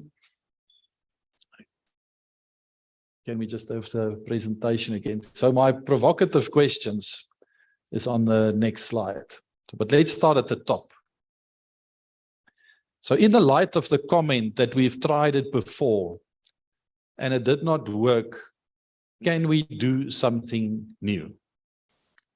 That's my first provocative question. Are there ideas here on the floor and on YouTube that says, what new thing can we do? And normally that would be a low-hanging fruit. Because the next question I want to ask you is, how can the industry become less reliant on government regulations and financial support? And that's not said in a negative way. It is like that. I was part of the motor industry for many years, where initially the motor industry enjoyed a nearly 100% import duty protection. And that has changed very rapidly in the early 2000s and that type of thing. And the motor industry is still there. So you have to think creatively, how do you, and the less you can be dependent on support, the more in control and more you can run the industry independently. Not saying no government support, but less. The third question is, can and how the bus industry work, and how can the bus industry work with the taxi industry, negotiate and plan together?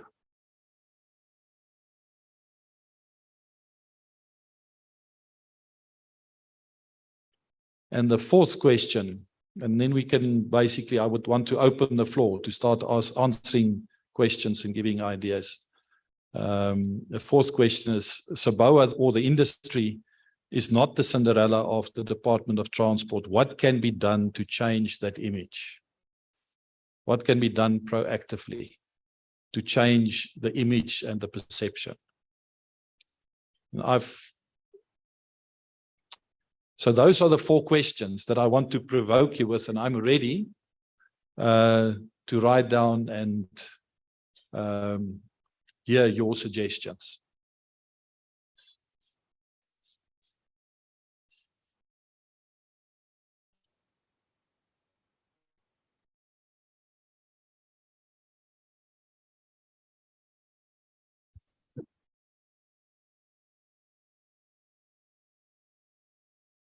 This way.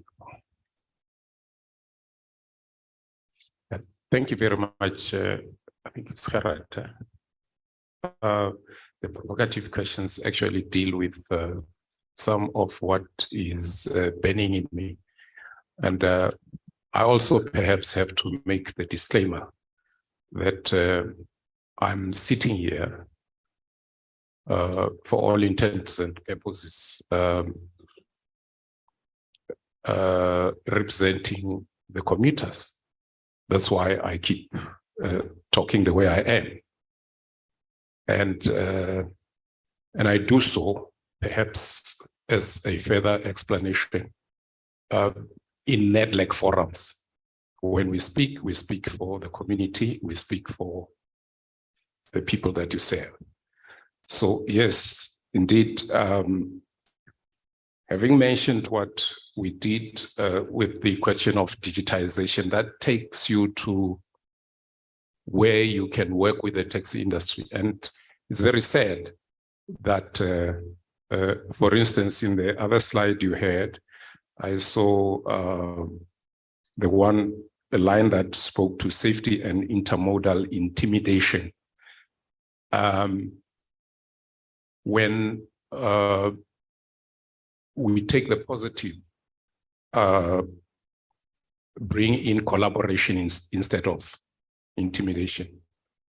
Because when we do that, we will certainly reverse history in a way, because I'm sure some in this collective here can recall that in the early 1980s,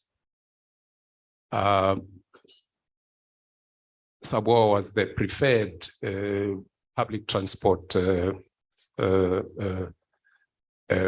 mode, dating back to for instance, the Welgemoed Commission, which saw the taxi industry as a threat. And today we are sitting here, still talking about it as a threat, when so much was done to actually kill it. That has not worked. So if we are going to do things differently, because there is a role for the bus industry, which the taxi industry cannot replace. And it is about identifying how the bus industry can succeed going forward without seeing for instance, the taxi industry as a threat, and therefore what one is saying here is that until such time that there is working together that includes the different modes, and also including elements of the community, as in terms of community commuter forums. If those are strengthened, we will begin to be doing things. I think I heard Basil saying that commuter forums do exist. Maybe I can talk to him outside here, but I know that we know that there has been these commuter forums even for PRASA, but they are not functional and they're not adding value. And we're not talking in terms of pushing certain parochial or political lines here, but merely talking for the interests of the community as a whole and the commuter as a whole. Okay. And thank you. So to translate that into a strategic thrust, what I've written down, and please help me, I've written down the intermodal forum could be a strategic thrust in association, or a commuter forum initiative. Well, without having to decide, but could those be typically a strategic thrust that the industry get engaged with?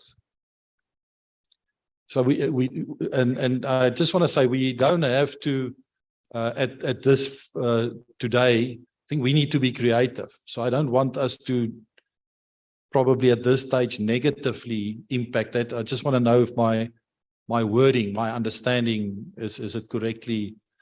Because at a later stage, we said the morning forum, I think we can, by the raise of hands, say where should we focus the resources that we have in the association. But is that correctly, or can I better verbalize that?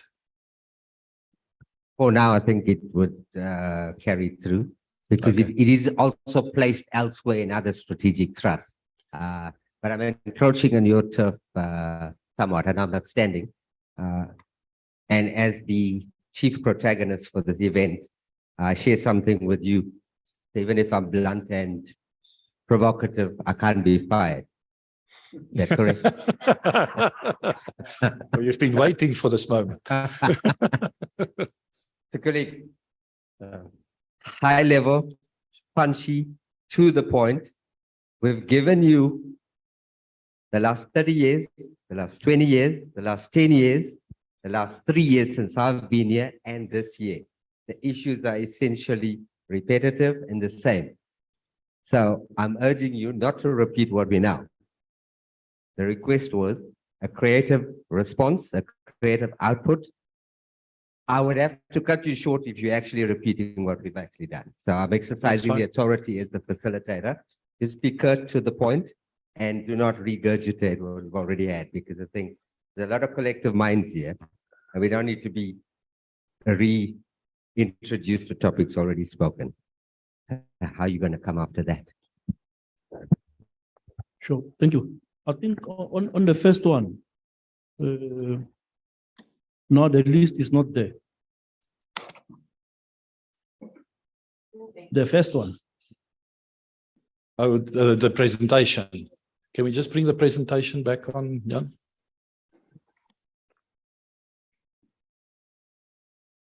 I think on the first one, I had a chat with my chairman on my left, and she had very innovative ideas, although in the form of a question.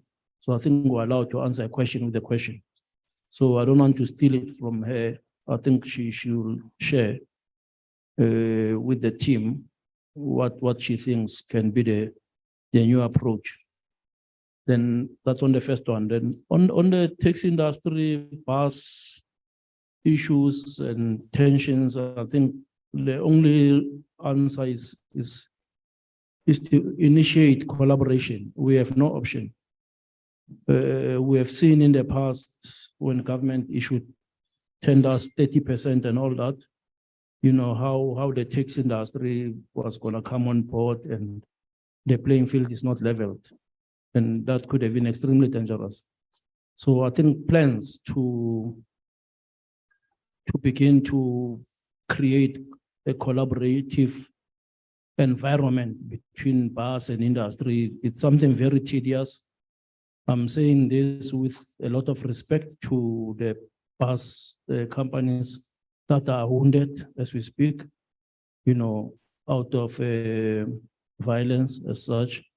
But to try and assist that point, I think a collaboration is needed with due respect to the dynamics that are there.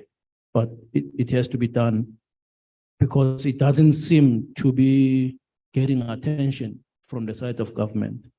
So unfortunately, as SABOA, we're affected, our members are affected, and moving forward, that's my suggestion.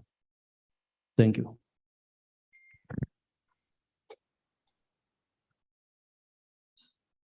Eric, is that covered in point 1 there, the intermodal forum? Or do you want us to be more specific? That one of the forums, obviously, a lot of work has got to be done. The government took over to establish these commuter forums like they do with the SGPs. So, yeah, I think a lot of work has got to be done there because commuter organizations formed themselves previously and government came in to formalize them, but I think it backfired, hence they died. But I support that point. Thank you. For your assistance, Kara, so there would be a separate line item for what Eric just mentioned. So it's a collaborative forum for the industry.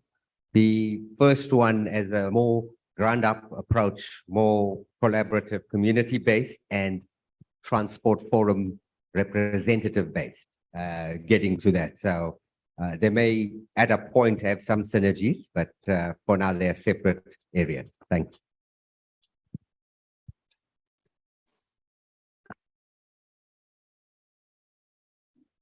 Chairperson, I have my hand up.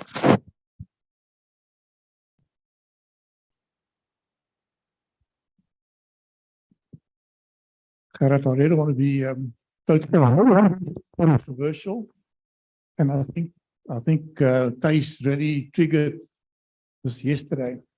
And the fact is, we have that list that you mentioned, those 5 items, at least 4 of them has been really on the agenda for a long time, and we deal with that on a day-to-day basis. And I think we've made progress in many of them, but not a huge shift, you know, a huge change, the next gear type activity. Now, if you look at the road freight industry, and I haven't spoken to Gavin Kelly or anybody in the road freight industry around that. Look at the road freight industry and the bus industry. The issues that we face are 80% common issues. You know, there's commonality amongst them. For instance, if you look at, for instance, the legislation, Road Traffic Act, National Land Transport Act, labor legislation, taxation, whatever national legislation being promulgated, we have common issues around fuel, tires, cost of equipment, localization issues, labor issues, the greening of the industries. I mean, people often say the transportation industry is one of the highest emitters of greenhouse gases, aviation, road transport. And we know in road transport, South Africa, the road freight industry carries 90% of all the tonnages. So many years ago, there was an initiative and it didn't succeed, where we wanted to establish a federation of road transport associations, FTA, with chambers dealing with specific issues, with specific industry issues. So you have an area where you look at the common issues, and then you have the area in that federation where you look at specialist issues. In our case, for instance, contracting with government and so on. Now, I wonder if it's not time to rethink the way we are set up as industry associations, whether we cannot be, you know, eendrag maak what's it? Unity makes strength. And Unitate vires. yeah. Standing together collectively as the road transport industry, you can maybe achieve much more and get better quality inputs and research issues better, you know, and lobbying government, because that's what associations are there for, to lobby government on many of these issues and to give inputs into policies and so on. So I wonder whether, if we look at a step change of influencing government, I think it's becoming more and more important as we move forward, like issues with infrastructure, things, the safety and security. I mean, that's also common. If you look at how many trucks has been burnt over the last number of years, and how many buses have been burnt, whether it's not the time to reconsider the way the industry associations are set up and look at the federation of associations dealing with 80% of the common issues, and then you have chambers dealing with the special issues in passenger transport, road freight, and there could be different issues in road freight. I'm not sure how the RFA is set up, but in our case, we have long distance interprovincial services, we have commuter services, and we have cross-border services, tour charter type services, and so on, that we can deal with those specific issues. And then we can put our efforts together, share our expenses, and share the expertise that we have and get better buy-in at the end of the day. Just being very controversial. That qualifies. I've actually made 2 points of it, Professor Jackie. I think the Green Initiative, you just sort of touched on it, is something that I think can already become part of, and we can decide what the priorities are at a later stage. But I'm noting it there as a possibility, because I think that could be used in different ways to also look at when you recapitalize and reinvest, that it could be done in a way that the industry actually participates in a program. So I think it's worth discussing, at least whether it would be practical. That's what will come out in the initiative. Thijs?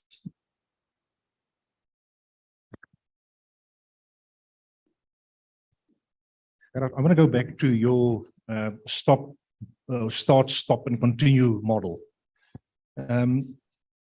We are a regulated industry, you know, as passenger transport. Yeah, there's a lot of things that we can obviously do within our businesses, you know, as business people. But to a large degree, we regulate it. You need permits, you need contracts, you need licenses to operate. You can't just operate where you want.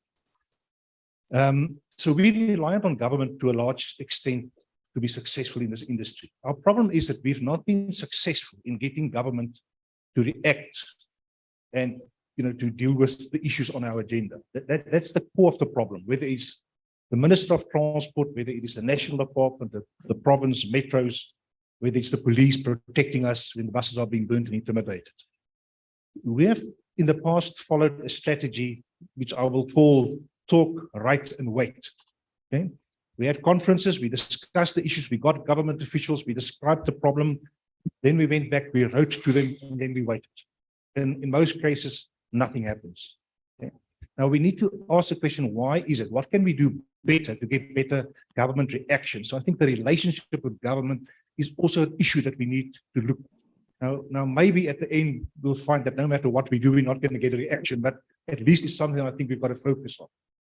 The second thing that we've done in the past as an industry that brought some success is to litigate. There were various court cases over the last 20 years from some of the bigger companies, from SABOA, from the Bargaining Council. We went to court, and that brought some results. Intercape with their court case. So by litigating, you get some results. The problem with litigation is that it bedevils the relationships. The more you litigate, you know, the more difficult it becomes to get cooperation. There are other models that we can also consider. You know, the other ones I will call, you know, maybe the block and force model, which, you know, some of our taxi colleagues do and our labor colleagues do. If you don't get your way, you block the highway, and you prevent everything from moving ahead. Now, as a formal industry, that becomes difficult. You know, and that's not in the DNA of the bus industry to do so. Yeah, I think your values would also talk against that. Correct. But that is a model that gets attention. in other industries. The last model, the new model, is probably what we've been talking about now, and what my colleague and Jackie has been talking about collaboration. And maybe that is where the key is. Talking about labor, are we able as SABOA to forge better relationship with labor? Are we able through communities and passenger forums, to establish better influence, the taxi industry, other associations? So I like that idea as maybe something that we haven't tried fully in future. And I think we should be under no illusion that there are serious challenges and issues, in what we're talking about. It will not be an easy task, but maybe that's something that we should focus on and see whether that doesn't bring better results for us in future. So I would support that idea. And also looking at government again, what can we do to have a better relationship and to get better reaction when we take our issues to government? Thijs, I would agree with that, because we can be 100% correct and not achieve anything. So by the letter of the law, we can be correct, but we won't achieve anything. So the principle, I think that you say, starts transcending that, to be proactive in relationship, so that one can discuss win-win situations around a common cause. Because when things move very quickly is when there's a common cause. I think, Jackie, what you've said basically says, let's focus on what's common and make that the cause and rally around that. So I think win-win is definitely an important facet of changing the SABOA and the industry approach to get things done.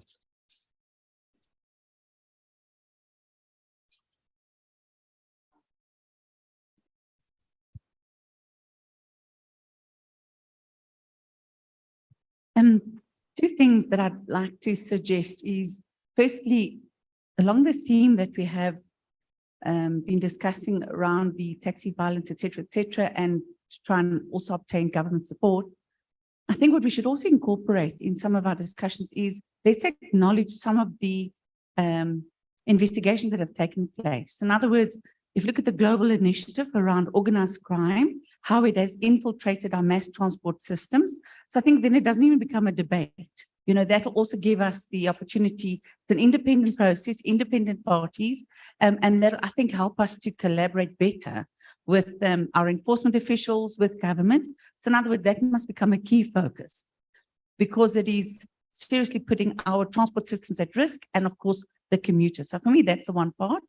And then also I'd like SABOA to continue the alignments we have and supporting industry drives for road safety, like RTMS, PBS, which is performance-based standards, where you're seeing bi-articulated buses, which speaks to new developments. It speaks to greater capacity, and EVs, electric vehicles, so that we always have that constant industry, approach for what is new, what's innovative, and to stay close to it. For me, those are two things to add to our approach, and that is that we continue to use also independent reports and independent parties, so that we are seen as not driving just our initiatives, and that is seen as an industry. And then also around road safety, which is also standards, which is specifically written for South African operations, and for that to become key in any negotiations there are around interim contracts, negotiated contracts, so that there is a drive, and that will support, I think, further investment. Because what you find is certain operators invest in it, and there's time, it takes up resources, time, expenses, but I think it's also to ensure that it becomes an industry norm and we all adopt it. And that also applies to also the industry around the taxi industry, because there's a standard, 39001, which is suitable also for smaller operators. And I think it'll just give us a great niche. It gives us the bigger picture as an association. We've always been very, very proactive. SABOA is the first association that's fully embraced RTMS, but the principles of road safety and to pursue those are now involved with the master drive and the master trucker and rollover training. So I think that'll make it exciting. Thank you.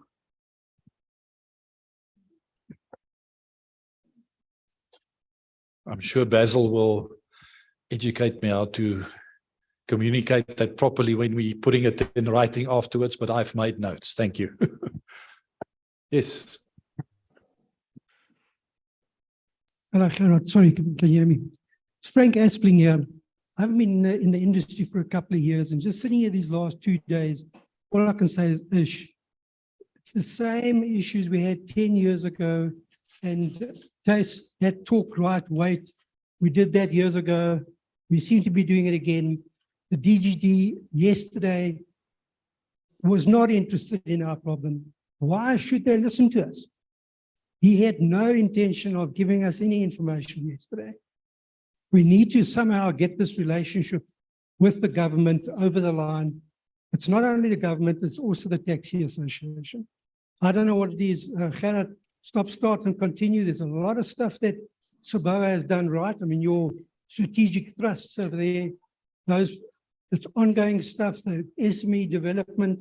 So there's a lot of stuff that's going well. But geez, the major stuff that I think that we should be doing is collaboration with the government, and we just don't seem to be getting there. Thank you.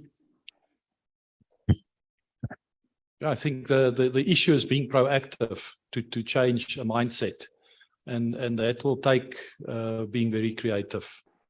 So I don't know, what is there a new strategic thrust that you suggest, or supporting of the current ones that we are? It's on the strategic thrusts. I mean, it goes back to the same points there. Perfect. Thank you.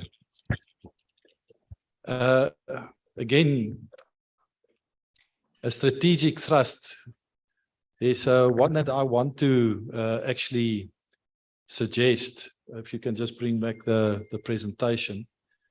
And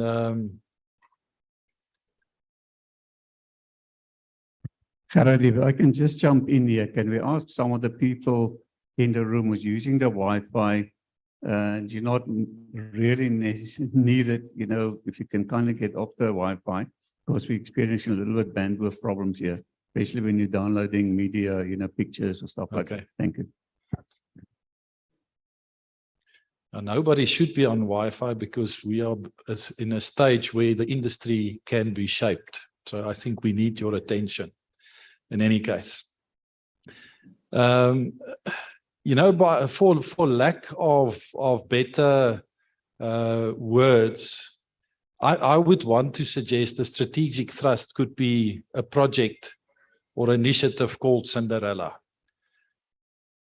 And that Cinderella, what I've basically suggested there, and for discussion, it's not, I really bow to your superior knowledge, but just part of a project Cinderella is to look at a blue chip project in energy efficiency, or to look at the blue chip project in enterprise development, collaboratively with the department being part of it, and but the industry leading the initiative. And then it should be done with a professional marketing communication plan.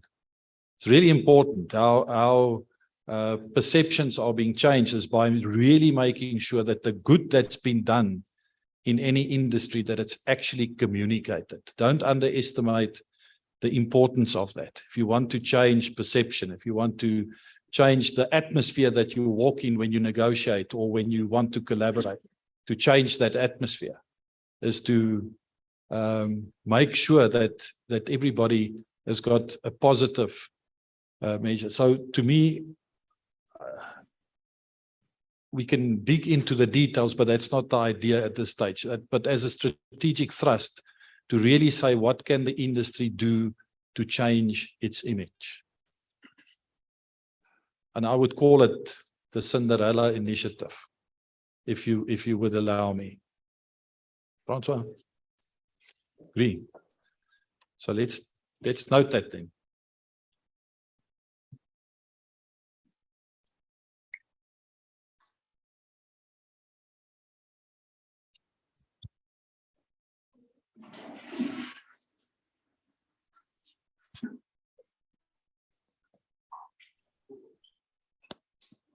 Sorry, Gerard, I've been sitting here and meaning to say something. I think the wording on your Cinderella project must change, because I see you put there of the DOT. I can tell you, similar to what Frank said now, if you guys haven't realized yet, government's not interested in this industry. And if they are, they're not interested in dealing with it in an open and transparent way. The taxi associations are competitors of yours. They're not somebody separate and your enemy, etc. They're your competitor. So unless this industry realizes, because I'm sitting here now as an associate of SABOA, wondering whether or not this industry is still going to survive. And the way that I look at it now, I don't know. I really don't know, because the business model maybe worked 10, 15, 20 years ago, and it was raised as a problem in the 1980s. I think the business model needs to change. If you want to put anything on that board, you must put, what do our customers want? Because from a commercial enterprise, we always start with that question. Who are our customers and what do they want? And you guys need to forget about the government. They're not going to save you. The police, when you phone 10111, no disrespect to Officer Boysons and etc. You've all got private security at home. You've all got a telematics or tracking device at home that when you push the button, you know someone's going to call. You've all got private medical aid cards. You've all got ADT that comes to your house when there's an issue. Government's not going to help you guys. They don't help us. We have to fight for ourselves in a very highly competitive market.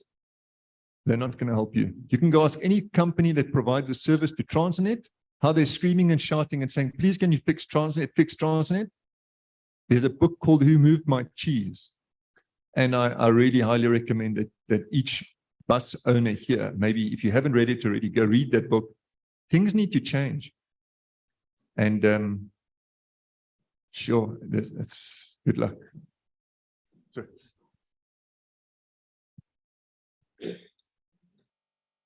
Okay, so what you said is to really understand who the customers are and see if one can, through understanding that, mobilize them to support the industry. So it's very ambitious, but I think it needs to be said, it needs to be understood.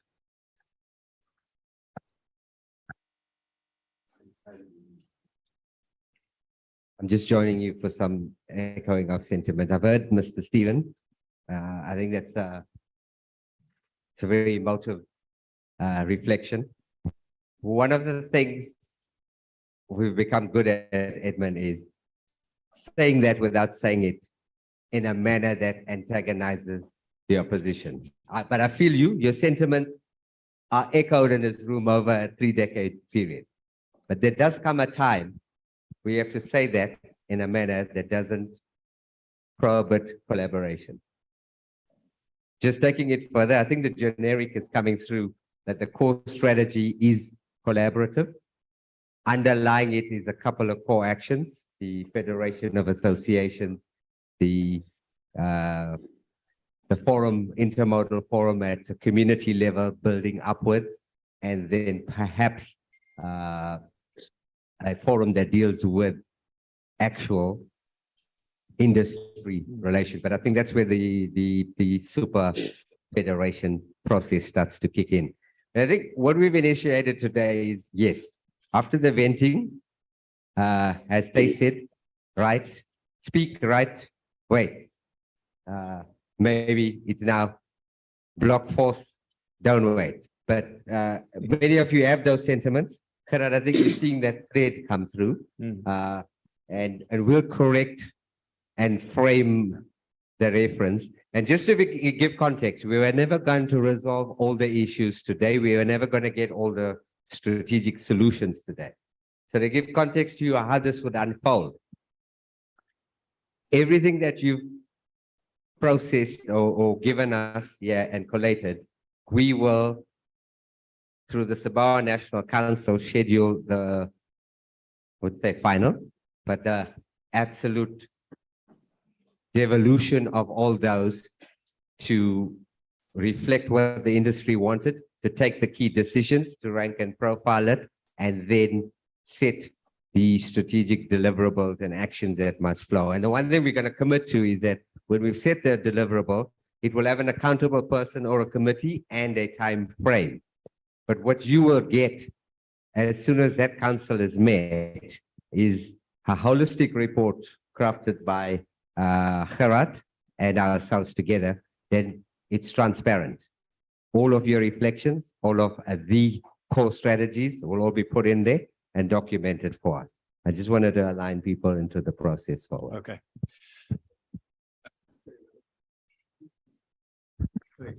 I think on a somewhat positive note, we have started this collaboration. If you take what we're doing with the council as one, if you take what some of the PECs are doing in the local, within their provinces, in terms of engaging with Santaco or the necessary association. So it's somewhat started. I think we need to increase that pace somewhat at a provincial level before it goes national. So there is some progress in that regard. Okay. Thank you. I think something that I want to put on the table, because I think the moment is here with Colonel Boyson yeah, is to also put on the list there to engage SAPS through a standing SABOA working group. And possibly with the connections that's been discussed to really proactively in the provinces or whatever have initiatives where those people that's on the list to make contact with them. So to just build a relationship so that discussions can happen from there. So as a strategic initiative, I would want to say, I think you started your speech to say you want to collaborate, is that this industry will take your hand and say, yes, we want to, let's find a way. So can I write that as that's my suggestion. So I think from a timing perspective, it would be good if we do that now. So engage SAPS through a standing SABOA working group. Can we do that with your permission? Yes. Mike at the back.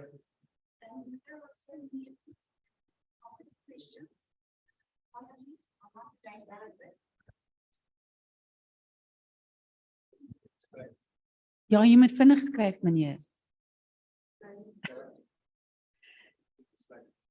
Harold, sorry, if you don't mind, just to put up that slide for the provocative questions. Yeah, it's the slide. So number two, sorry, just number two, I was thinking it about. So if you read that question, how can the industry become less reliant on government regulations? I think there's two parts to the one. One is probably less reliant on perhaps government subsidies or government contracts. I think there might be two parts to that. Yes. But I do not believe that we should be saying, how can the industry become less reliant? Because government regulations means the National Road Traffic Act, the NLTA, it speaks to OSH, the Labour Relations Act, etc. So I think our approach should be how the industry can continue to support and push for government to be responsible in terms of enforcement. So the regulations that there are, we've all agreed, there's many, that we must not give up on pushing for regulations to be enforced. So in other words, we want law and order to be primary, and then maybe the second part would be around reliance. I'm not sure what the purpose of the question was, but I don't believe we should be less reliant on regulations, because those are the norms, those are the standards. If it says it's going to be a red traffic light and you must stop, that is about enforcement. Yeah. We mustn't be less reliant. We must be more reliant on government being dependable to enforce the regulations. But possibly maybe the second question is around maybe reliance on government for subsidies. I'm not sure if that was one of the questions. I think you've got it spot on. That's Okay. That's Okay. correct. 100% sure. So of course, remember, mass transport is about safe, affordable, so I think that's slightly No, different. thank you for clarifying Okay. that. I think that's the intention. It wasn't. Okay, good. Yeah, Thank you. definitely. Thanks, Gerard. Thank you. Okay.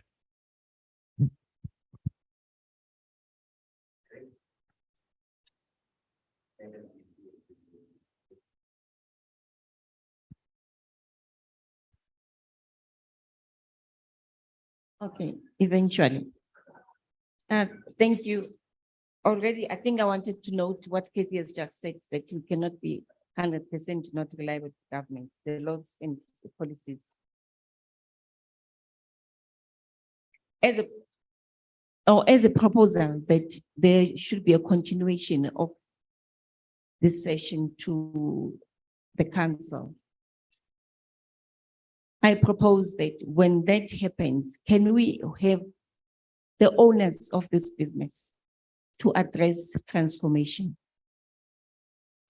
We might not be 100% the Cinderella of the government, but as an association, if you don't address transformation of the industry, not saying that government will always be 100% right, at least if we transform and be proactive, government is saying 30%. If the industry can say, okay, yes, legislation is 30%, we as an industry, we come in with 40% set aside. But the sad part is that we sit here, I don't know how many times we've been talking about this. Our executive, Mr. Govender said, please don't say what you've been saying, but I'm not going to stop saying it. That if we don't transform the industry, at the end of the day, the RDP is not for the houses only. It's reconstruction development programs, which is part of transforming the economy. The economy needs to be shaped with all the citizens of this country. So if you don't do anything or be proactive and address transformation of this industry, we are not going to be considered as a voice of the industry. If you can check how much energy and attention is given to the taxi industry, and I'm not saying government is also, it's their 100% Cinderella, but they are attending to their pleas, whatever that is the problem. But we need to have those decision makers in that forum. Then if we enclose ourselves in that forum, if you're not going to do anything about it, we might just forget that we will always be a black swan in the industry, not a Cinderella.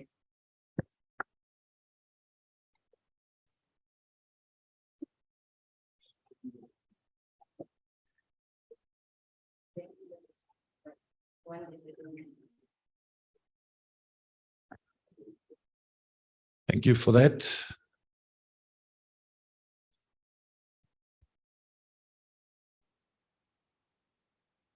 Can you put back the slide? A provocative question. Yeah, just a couple of comments on it. In the light of the comment, we have tried it before and it did not work. Can we do something new? I think it's a very, very negative way to put it, and it should be if it's provocative, but it has worked in the past. We've had fantastic relationships with the NDOT, and we got them to increase subsidies somewhere in the last couple of years. They used to listen to us, but we've also been naughty as an association, not acting quick enough when we see the danger signs coming with subsidy being lower or whatever the case was. Being too slow to react, not getting through, not knocking down their door. In the past, we used to do presentations to Treasury with NDOT. We haven't had that in 10 years. We must get that going again. So we must not just cast everything away that we've done in the past. It did work, and if you do get the government officials on one side, they will admit that our industry is actually doing extremely well. That from an efficiency point of view, we carry more passengers than rail or BRT, especially if you compare it to kilometer cost, big bus ratios, those kind of things. So we must continue to do that as well. Can the industry become less reliant on government regulations? We can't, because the moment you are not in line with regulations, you are outside of the law and are running risks. So the regulations are not that bad. If you manage it properly, there are opportunities within the regulations as well. Can and how the bus industry work with the taxi industry? We've tried it in Cape Town with limited success. We have a joint venture with them on some routes at the moment. Not easy, but it can be done. On a large scale, I don't think it'll work. And just the last bit on transformation, I hear all this about transformation. I think government does not necessarily want to recognize the transformation that's been taking place. I know of a couple of companies that's level 2 black empowerment. In our case, 82% of our company belongs to black empowered people. Government doesn't recognize it. They don't think we're empowered because there's a white guy standing here with a mic. And we've done some tremendous work with smaller companies, Sabania, where we empowered all the small operators on the Cape Flats. In the end, they sold their shares back to us. They've been empowered once. Now government's probably going to force us to do that again. all this said, let's hear about the Cinderella project. I'd like to see what you're talking about, but in the end, we are reliant on subsidy. Trust me, from years of doing the sums, there is, well, in the Cape, there is no route that can operate without subsidy. It's impossible. With the dead kilometers you operate between the first load and the second load, the distances you have to travel, it just can't work. Not with the fares we're charging at the moment, or with the costs being so high. There was one more. So we need the subsidy. And for that reason, we have to impress government. We have to be close to them. We have to keep on doing the things we used to do with a couple of new ones. Thank you. Thank you, Francois. I think so. The questions were provocative. I think your last point, I think it was clarified at the back that I think the distinction between is the less, not no. And it just, I think the reason why I verbalized it like that is to say, what can the companies do to become less reliant? Some doesn't have to change the current system, but there could be other things that companies can do to become less reliant. And that's what I wanted to provoke.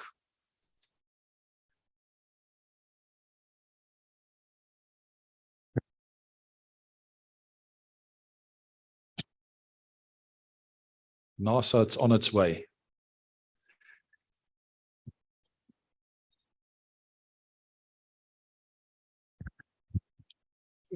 I've also been provoked because people know my stance around transformation. In the province, the company that I work for is called a bully because we bombard government with litigation. We send countless letters to officials. So whenever you mention some of the big operators, it's a turn-off for government officials. And whether we have a relationship with politicians or not, government officials are implementers. They can actually take your invoice and put it in a drawer to frustrate you.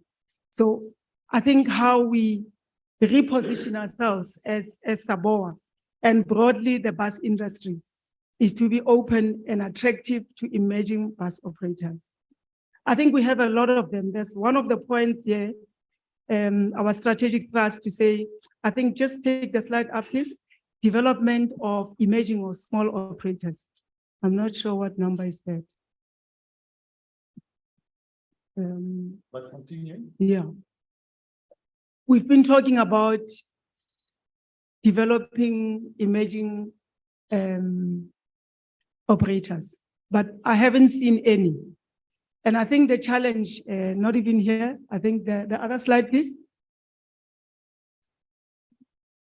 Yes, SMME development. It's been there as a strategic thrust, but there is no tangible or maybe impactful difference that we've made over the years. We are losing members because some of the small operators don't see value in joining SABOA.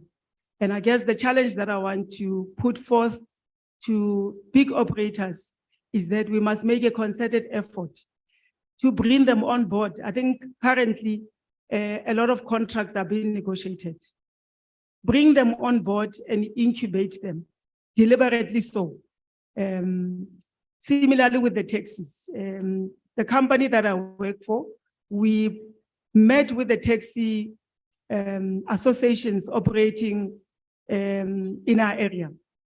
And there's a tacit arrangement to say whenever we get into negotiations, because government has been struggling to bring taxis on board, be proactive, as we put together subcontracting the 30% or even 40%, bring the taxis along. Small operators, taxis is part of empowerment. So transformation is key, and a lot of big operators, they claim to support transformation, but they don't actually make an effort to draw in small operators and transform the industry. Thank you. Yeah, I think we've noted that. It's my point 11 as one of the initiatives.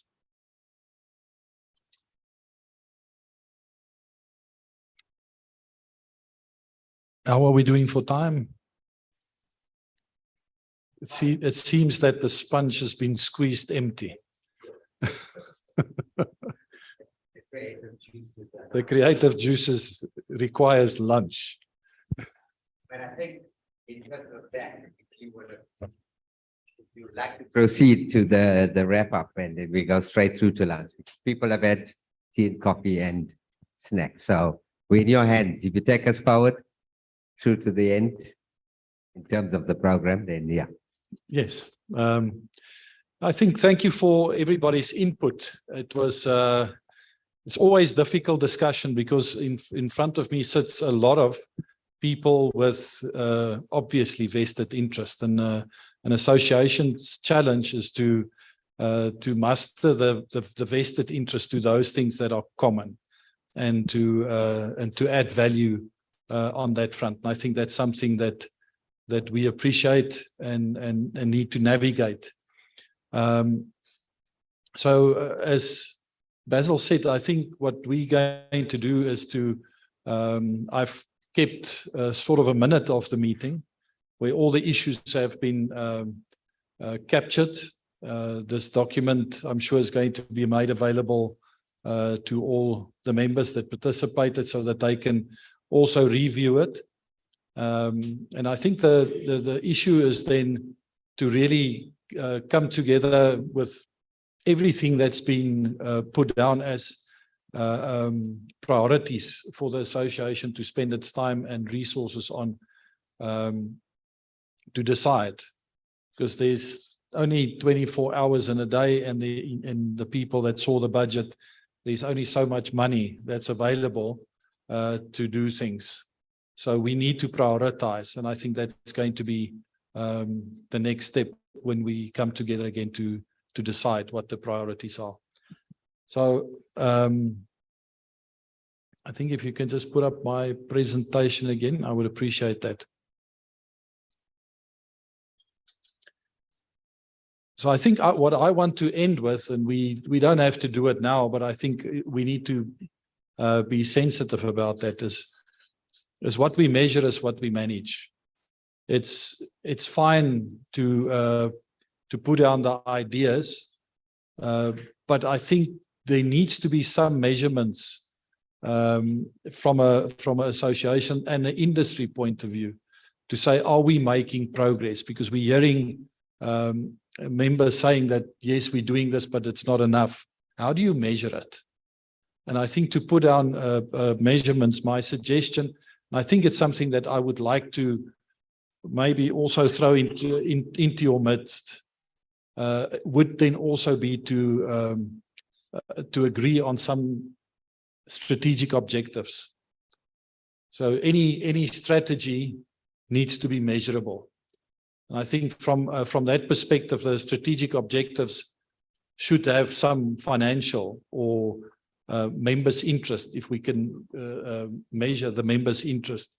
Some of the operational work groups can have specific objectives, and then obviously there could be a people-focused objectives as well. So I think to conclude, it's really important, and I think we'll leave it for the next session. But already I want to sensitize people to say, but how can we make whatever these thrusts are that we decide to engage with, how can we measure ourselves in terms of objectives, so that we know that we don't sit here in a year or 2 years or 10 years from now and say we've achieved nothing. Some members say, but we have achieved a lot. We just not, maybe because it's not properly measured. We don't know that. Because the reality is facts change our perception. So I would encourage that. So I think, Basil, I think we can conclude with that, because I think we've received a huge amount of input that needs to be organized and then reflected back, so that at the next meeting we can make the appropriate decisions. So thank you very much for everybody's participation.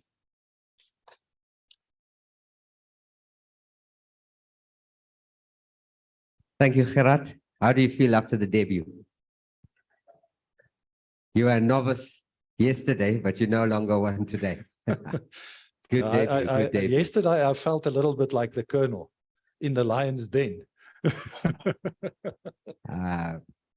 Point of order, Chairman. Gauteng is the tiger's den. Haven't you noticed that two tigers on the loose?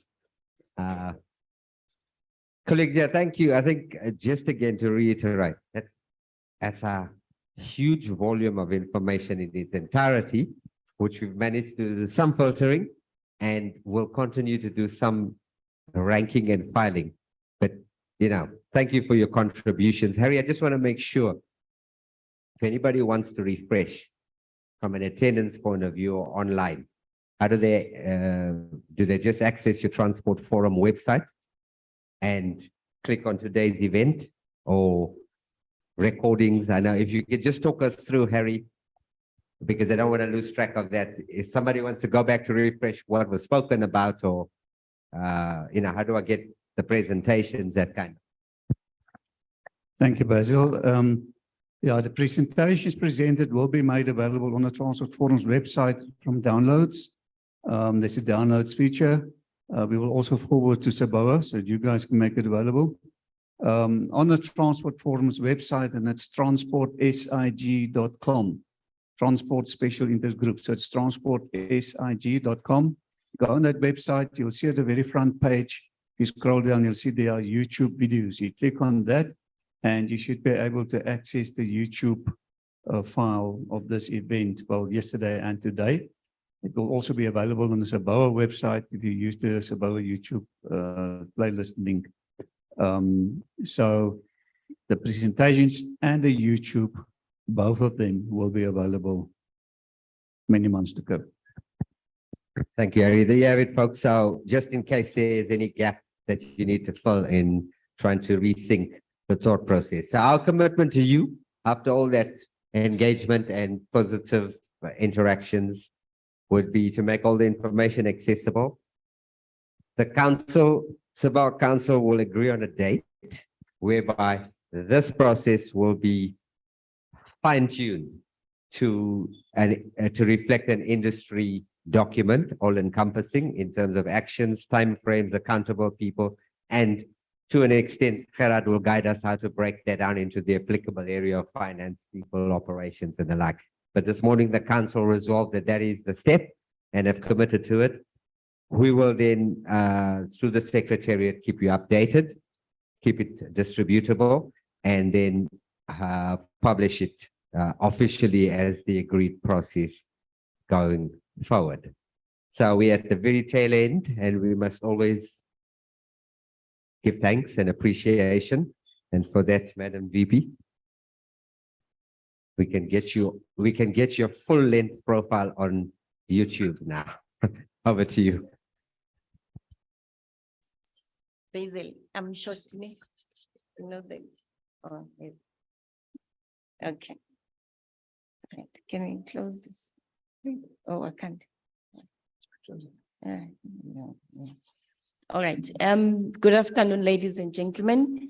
It's been a very tough, or I don't know what to call it, 2 days. As an association, we always have these engagements.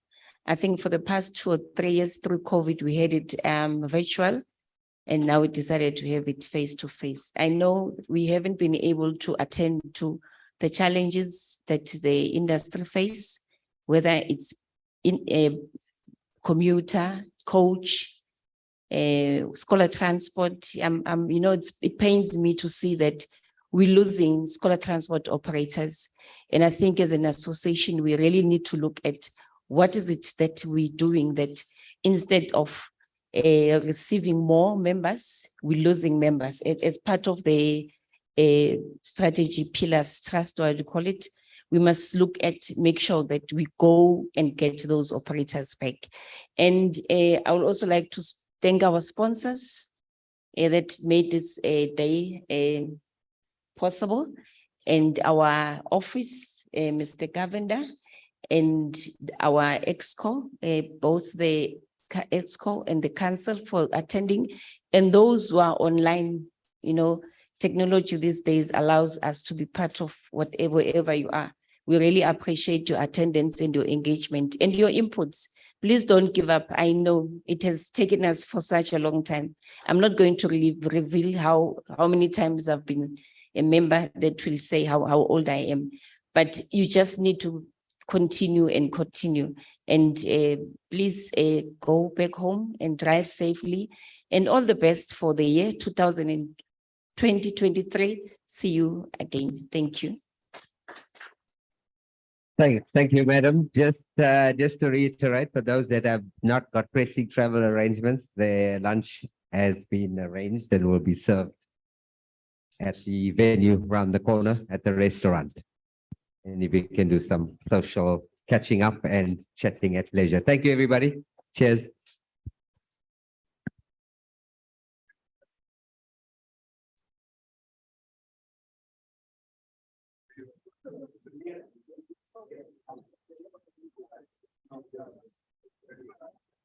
Thank you.